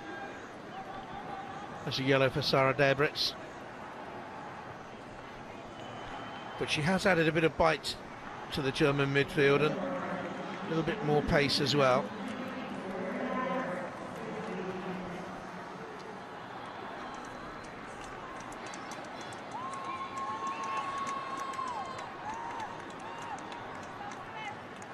.67 minutes gone. England lead with a goal from Tony Duggan after 8 minutes.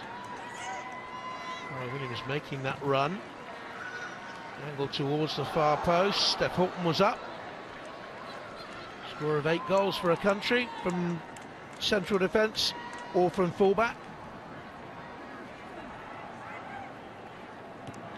Hendrick. Little turn there. Blessa it was, who's again had to go into the middle looking for the ball. Start of the game hugging the right-hand touchline, and that's a good sign for England. Here's Alex Scott, Williams, Jill Scott, Demi Stokes with the run. Germany is stretched. She can get to the far post. England have got a chance here. Alex Scott! Lovely move. Fantastic ball from Demi Stokes there. Just found herself in space, and I was thinking, get the ball in. It was fullback Alex Scott, and I suppose she's not as well known for her heading ability. But this is good play. Again, Jill Scott has been involved in everything good that England have done, and here she just looks up, and that's where she had to put it to the back post, and Alex Scott did well to head it across goal, but just couldn't direct the header. But that's just shown England quality when they go forward like that at pace. Aaron Carney's on for England. She played in the opening game against the USA, having missed the previous games this season with a back problem. Just moved to Chelsea. Tony Duggan had put in a very good shift. Carney back in defence is Stokes to clear it away. Jill Scott will have to hold it up now. Positive move for you, or a conservative move for you, bringing on Karen Carney there? I think Karen Carney's an attacking threat for you, and whether they'll change formation. So Jill Scott will go as probably the predominant number 9, and you've got maybe Karen Carney on the right and Demi Stokes on the left playing off her. Oh.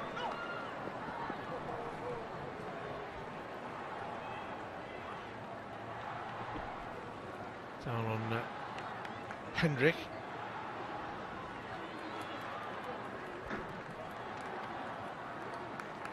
Duggan has played well throughout, though. She's still in there with Jill Scott. And what that substitution has done, if anything, is made it more of a 4-4-2. Here's Carney.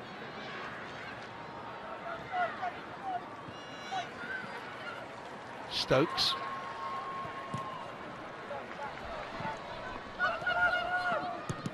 Flaherty there to clear. Stokes now pushed back into the left back role, vacated when Alex Greenwood went off.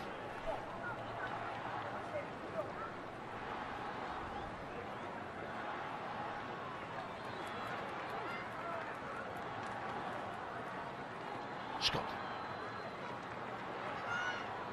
Debritz hesitated on it. Chapman's in there for England. Farrell Williams scuttles off after it, and Jordan Nobbs gets across as well. And it was a poor touch there by Meyer.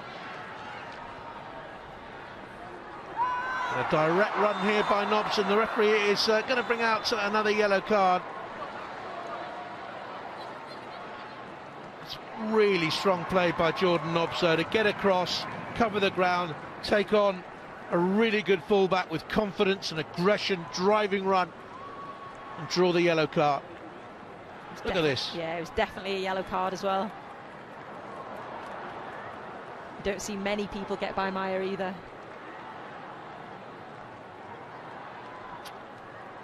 Well, Farrell Williams, I can assure you, wasn't cautioned for the foul.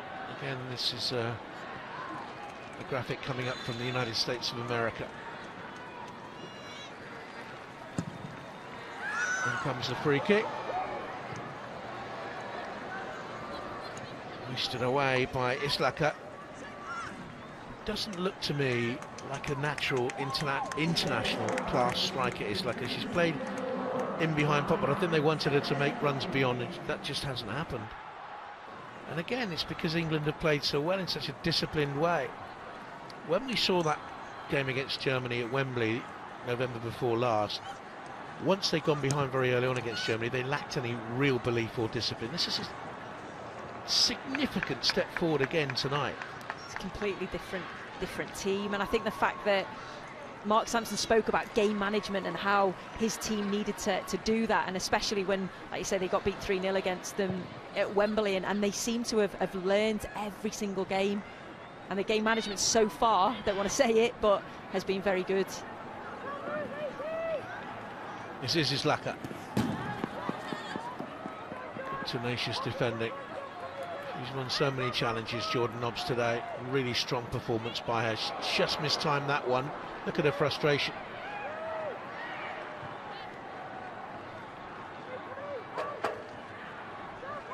Just like to see her perhaps arrive late to have a shot on goal now and again. She scored a screamer for England at under 19 level.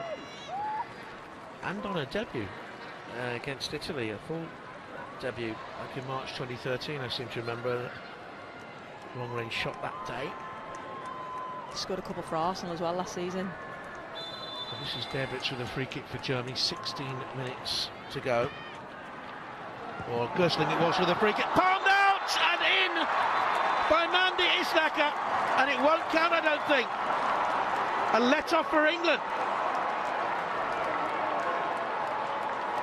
Good free kick in, and for the first time the England defence switched off. It was just a lapse in concentration there, and spoke about how clinical the Germans can be here, and you can see it's a good free kick just to the back post. Demi Stokes, I think. It's offside against Pop, I think. Yeah. So initially offside. She didn't look along the line though, Pop, and at the immediate movement down on the German bench, it looks to me as if they're going to send on Anja Mittag.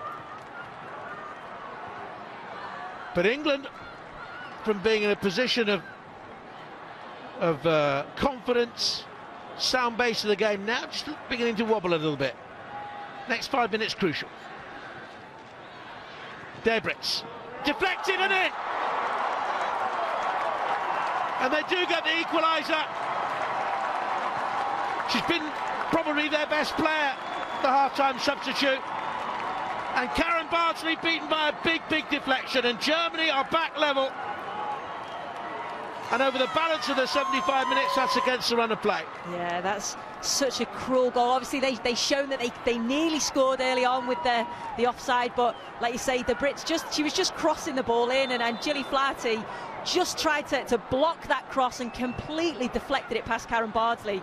Karen Bardsley was set up for the cross and couldn't quite get her feet sorted to be able to make that save, but that's cruel. Well, the SheBelieves Cup organisers have given the goal to Debritz. I think, rather unfortunately for Gilly Flaherty, that has to go down as an own goal. The ball was going across goal. It certainly wasn't going into the net. Wasn't on target. It was deflected in for an own goal for me. Yeah, completely an own goal. Karen Bardsley had set herself up for the cross. And it took a wicked deflection. Completely wrong-footed there.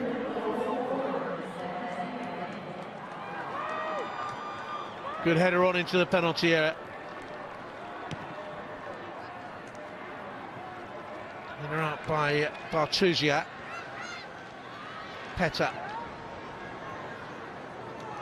I think this is where maybe Mark Sampson needs to make some changes. The high pressure that England have been putting on Germany, and it's hard to do that for 90 minutes. Especially at this point in the England girls season. The tired challenge as that move built up from Demi Stokes. And she's put in so much work. And they've got players that they can bring on. Another German change. Lena McGull is going to come on. She's on loan at Freiburg at the moment. She's a forward. And she has replaced Islaka, who thought she'd scored moments before, but it was ruled out for the offside. On comes McGull then.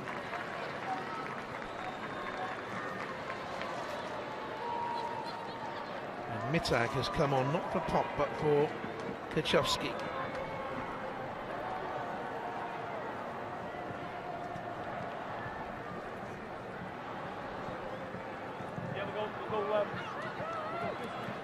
There's confirmation of that. Here's Debritz! Good stop, Karen Bardsley. Might have been going to a right-hand side, readjusted, came back to the left. Shifted her balance well and quickly. England just need to regroup now. Germany are getting on top. Yeah, it was a good save, because I don't think she could actually see that until the last minute.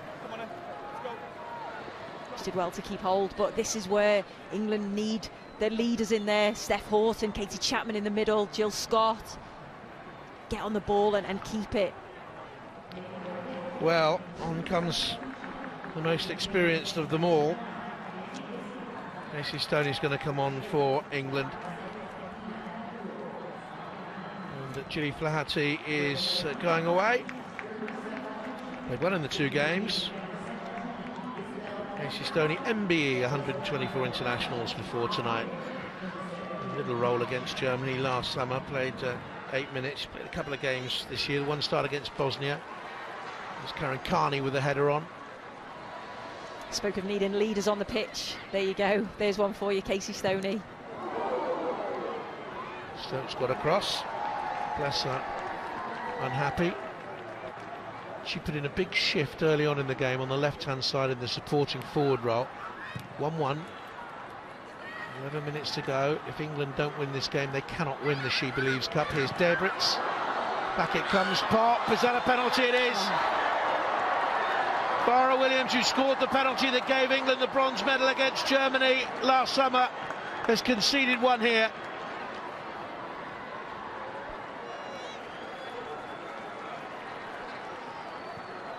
Pop looks hurt.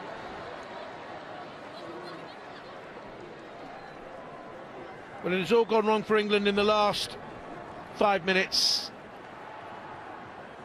It's initially a block from Steph Houghton, and I don't think that's a penalty. I think Farrah Williams gets her body.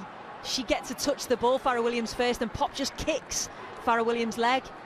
Whether she twisted her ankle at the same time. It's a good block from Steph Houghton initially. Farrah Williams did excellent. It's not a penalty. She wins the ball, Farrah Williams. Pop kicks Farrah Williams. That's a bad decision.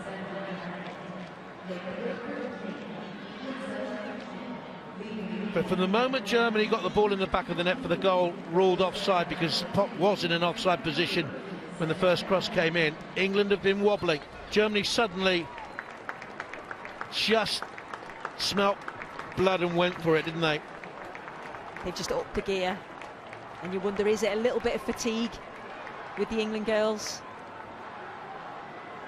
Well, as we said before, Sue, they're in pre-season really.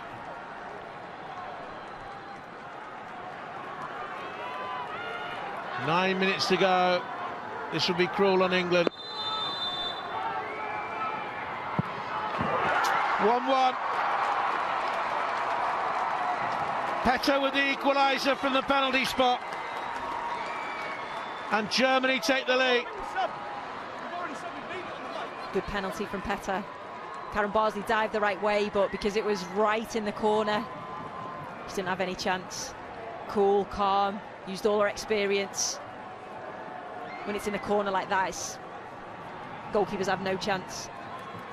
It's just really disappointing because for me it wasn't a penalty. Farrah Williams with an excellent tackle got there first, and Pop just kicked her leg, and disappointing. But like you say, England are beginning to wobble, and you just need to get hold of this game after performing so well. Germany lead it 2-1. Back to 1-1, and Petto from the spot. She will be distraught with a penalty decision, Farrah Williams. A rare international goal for the 27-year-old defender, Petto, only a fifth in nearly 100 internationals for her country. Played 90 minutes of that game last summer.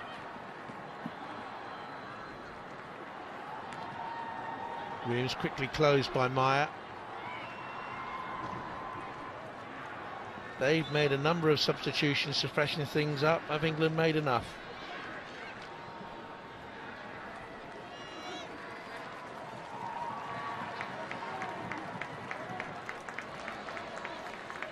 The knobs coming off. And Gemma Davison going on. Chelsea player.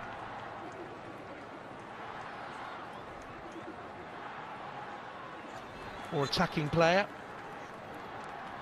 Very much so. Gemma Davidson, her 1v1 attacking is probably the best in the Women's Super League. If you get her 1v1 with a defender, 9 times out of 10 she'll beat that player and get the ball in the box. Scored 8 goals in Chelsea's terrific season. Williams with a glancing header on England behind to a controversial penalty. Here's Scott. Meyer down the line. Pop. It's a good run forward by Blesser in from the right hand side. Started the game well and then faded. And largely because Alex Green played her so well. But interesting that she's come strongly back into the game once Greenwood was taken off.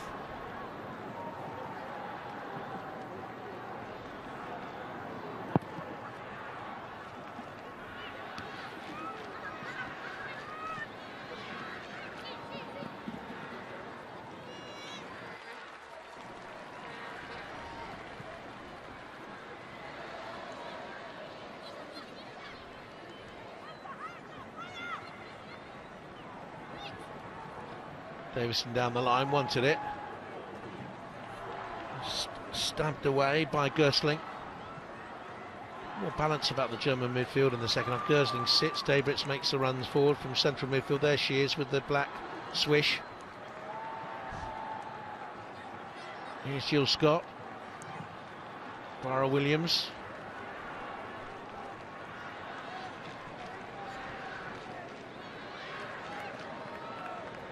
We'll get that terminology in the fashion magazines yet, you know, the swish. What is it? What do you... Ponytail, I don't know if that's... Ponytail. Whatever. We know what you mean, though. Yeah. McGill tried to nick it forward. Gersling. A bit risky, Babette Petter. Let it roll on to Benkar.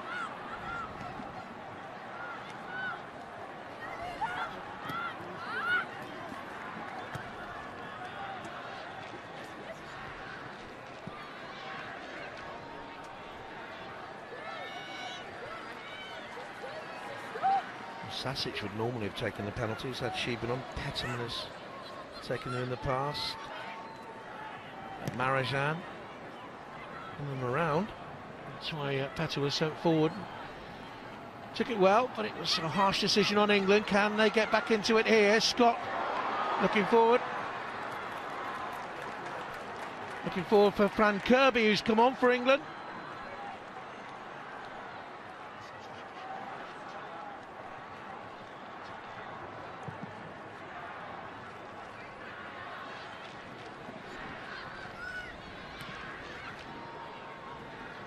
By Demi Stokes. McGill. Back to Katrin Hendrick. And the pop came from an offside position. England led such a determined German side. Let's not forget, for 75 minutes, no consolation. They'll take defeat very harshly. They were in control up until that time, though. Until the deflection of the centre-back, Ginny Flaherty.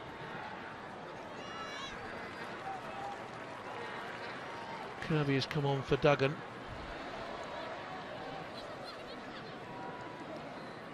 '22-year-old Chelsea striker who was a instant success at the World Cup finals when she scored against Mexico last summer. A lot of pressure on her from that moment on. Stokes to try and get across there and close on Blesser.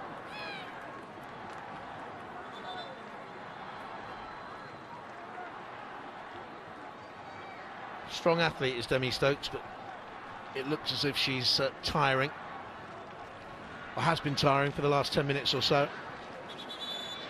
I think sometimes as well, when you've been playing as a wide player and then you've got to fill in at full back, it's sometimes a little bit disorientating, but she put in so much work in that first half. Her runs forward caused all sorts of problems. She's probably one of the fittest players in the team, though. So if she can keep going, I'm sure she'll keep the rest of the team going. Couple of minutes to go.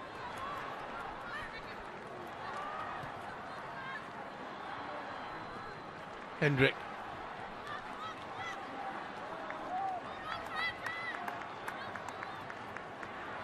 England behind to an own goal and a very dodgy penalty.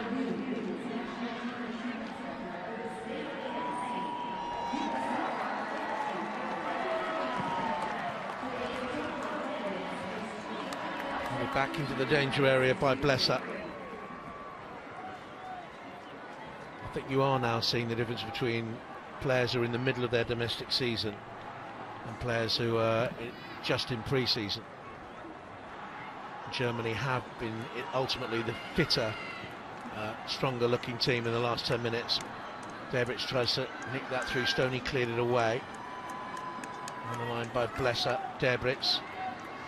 I think the fact that the England girls give absolutely everything for 75 minutes, probably playing a little bit of a role in the fatigue now.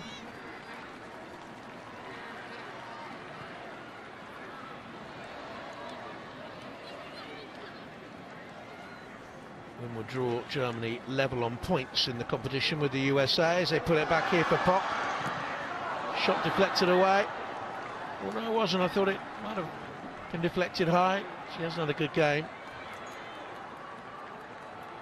I thought the better option was to the left of her. It was Mittag. She took the shot. And this is the... Yeah, I think she could have played it out wide to Mittag.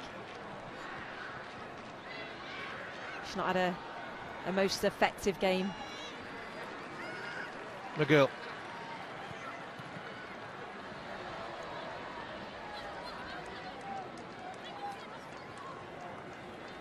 Hendrick gets forward.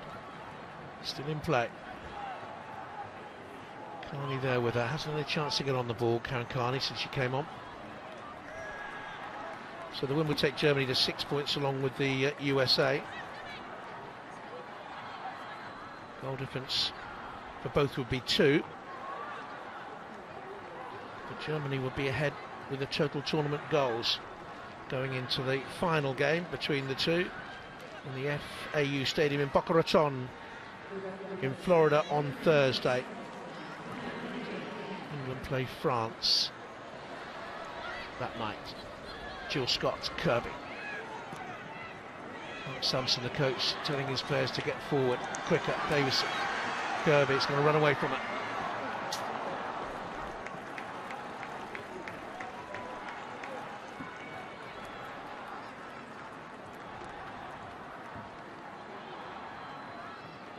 Came into international football at a whiz-bang pace, didn't she? She really did, with a wonder goal. I think he's trying to maintain that then. I think she will, because I think she's got a lot of qualities.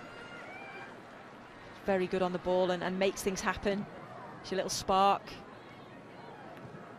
Davison looks for Kirby. Chance here for England. Could she get in there in front of the goalkeeper, who did really well? Benkoff came out so quickly then to close the ground and deny the England substitute. And with that chance gone, has England's hope finally faded. Alex Scott in there, Stoney. Jill Scott took it well and has played well. Chapman's off and running. Davison couldn't get it out to her. Lena McGill can switch it away left. Toppers across there, Mittag going, making the run ahead into McGill. Flag stays down, it's wide anyway. That's a great run though from midfield.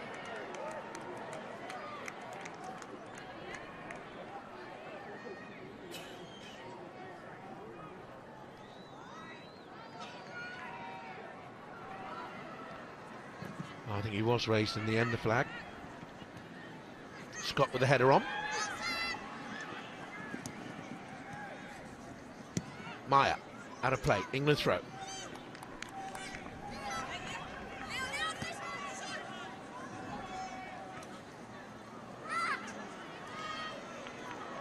Another good claim by the goalkeeper.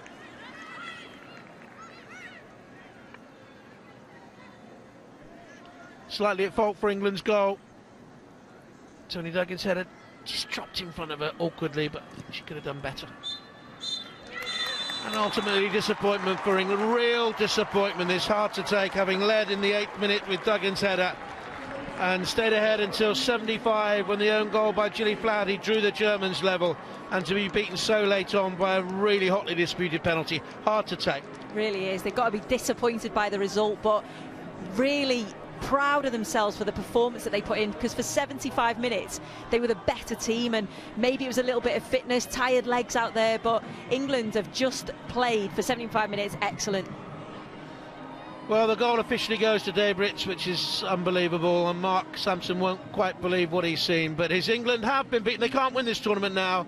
They've been beaten here by Germany by 2-1. It was all going so well for the Lionesses. Tony Duggan's first half header giving England a lead. They never looked like surrendering until 2 horrendous slices of luck. First, Gilly Flaherty deflecting past Karen Barnsley, then Farrah Williams on the end of a dubious decision. And, well, the Germans don't miss penalties, do they?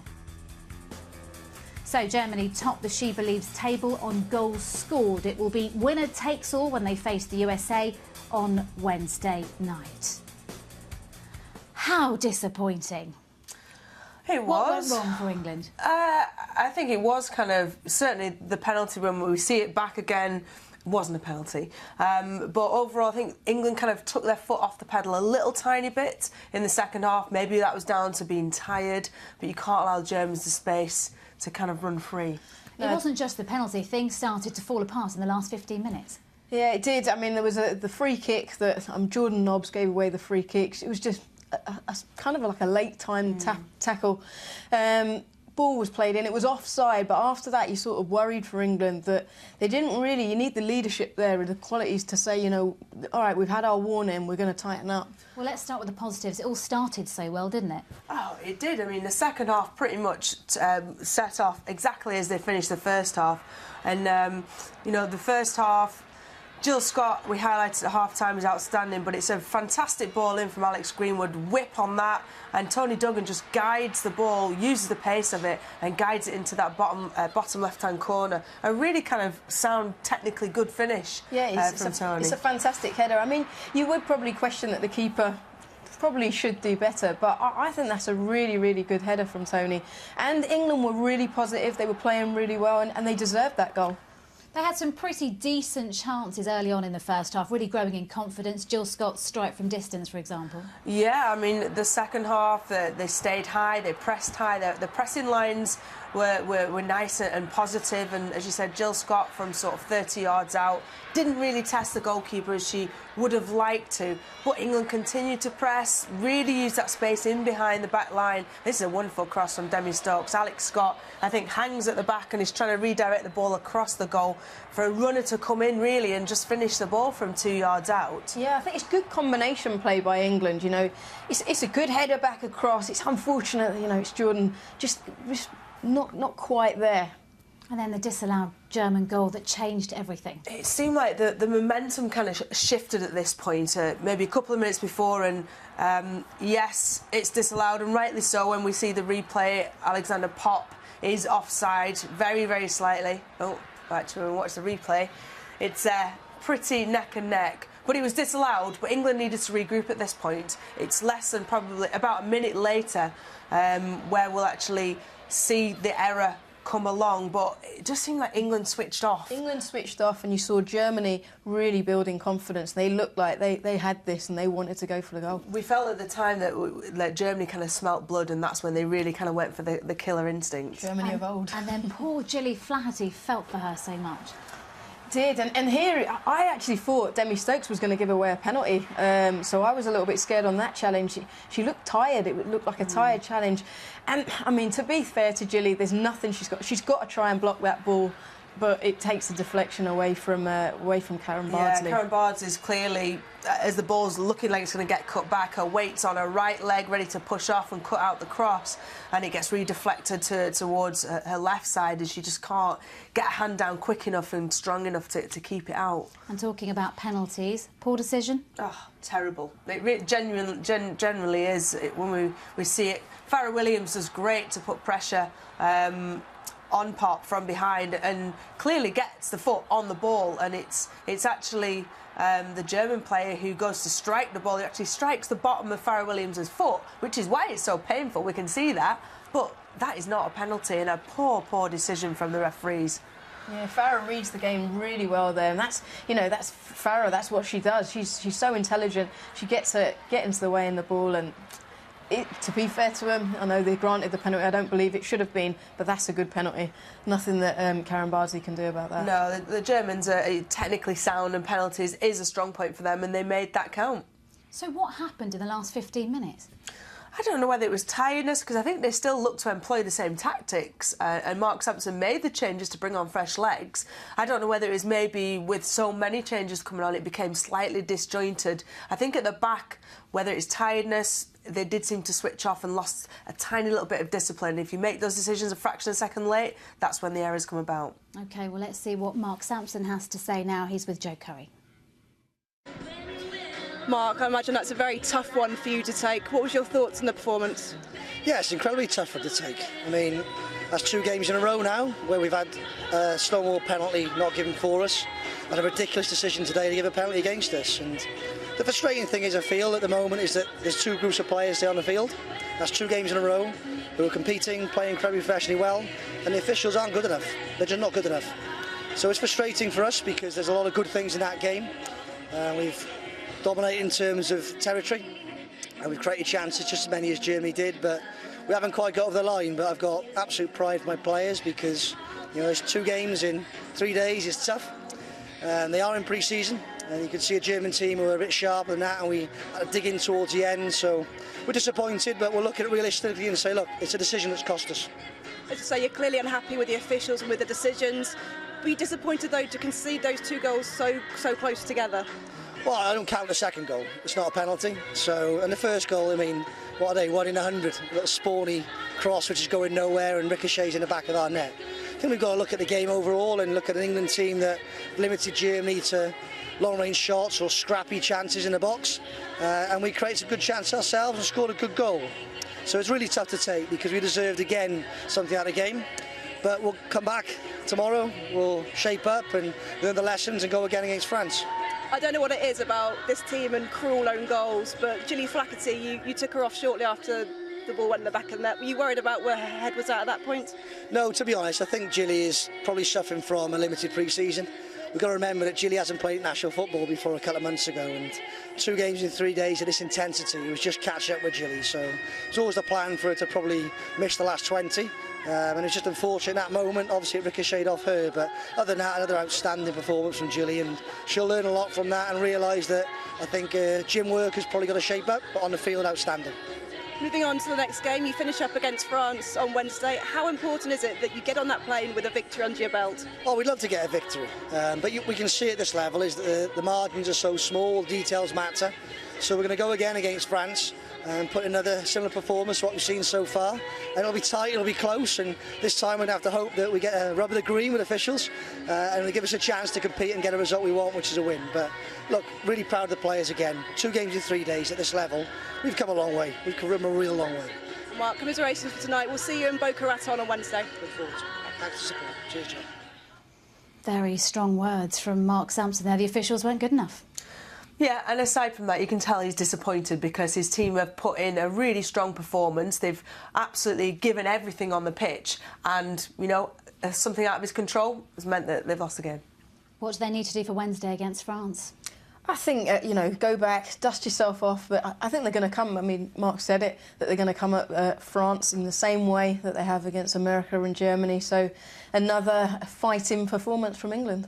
OK, well, thanks to our Rachels for joining us this evening. We'll be seeing you again on Wednesday night for the final game of the She Believes Cup. England v France, live on the red button at 9:50. That's all we have time for. Thank you for joining us on a night where England started so well. In the end, though, it was the Germans who came out on top. Good night.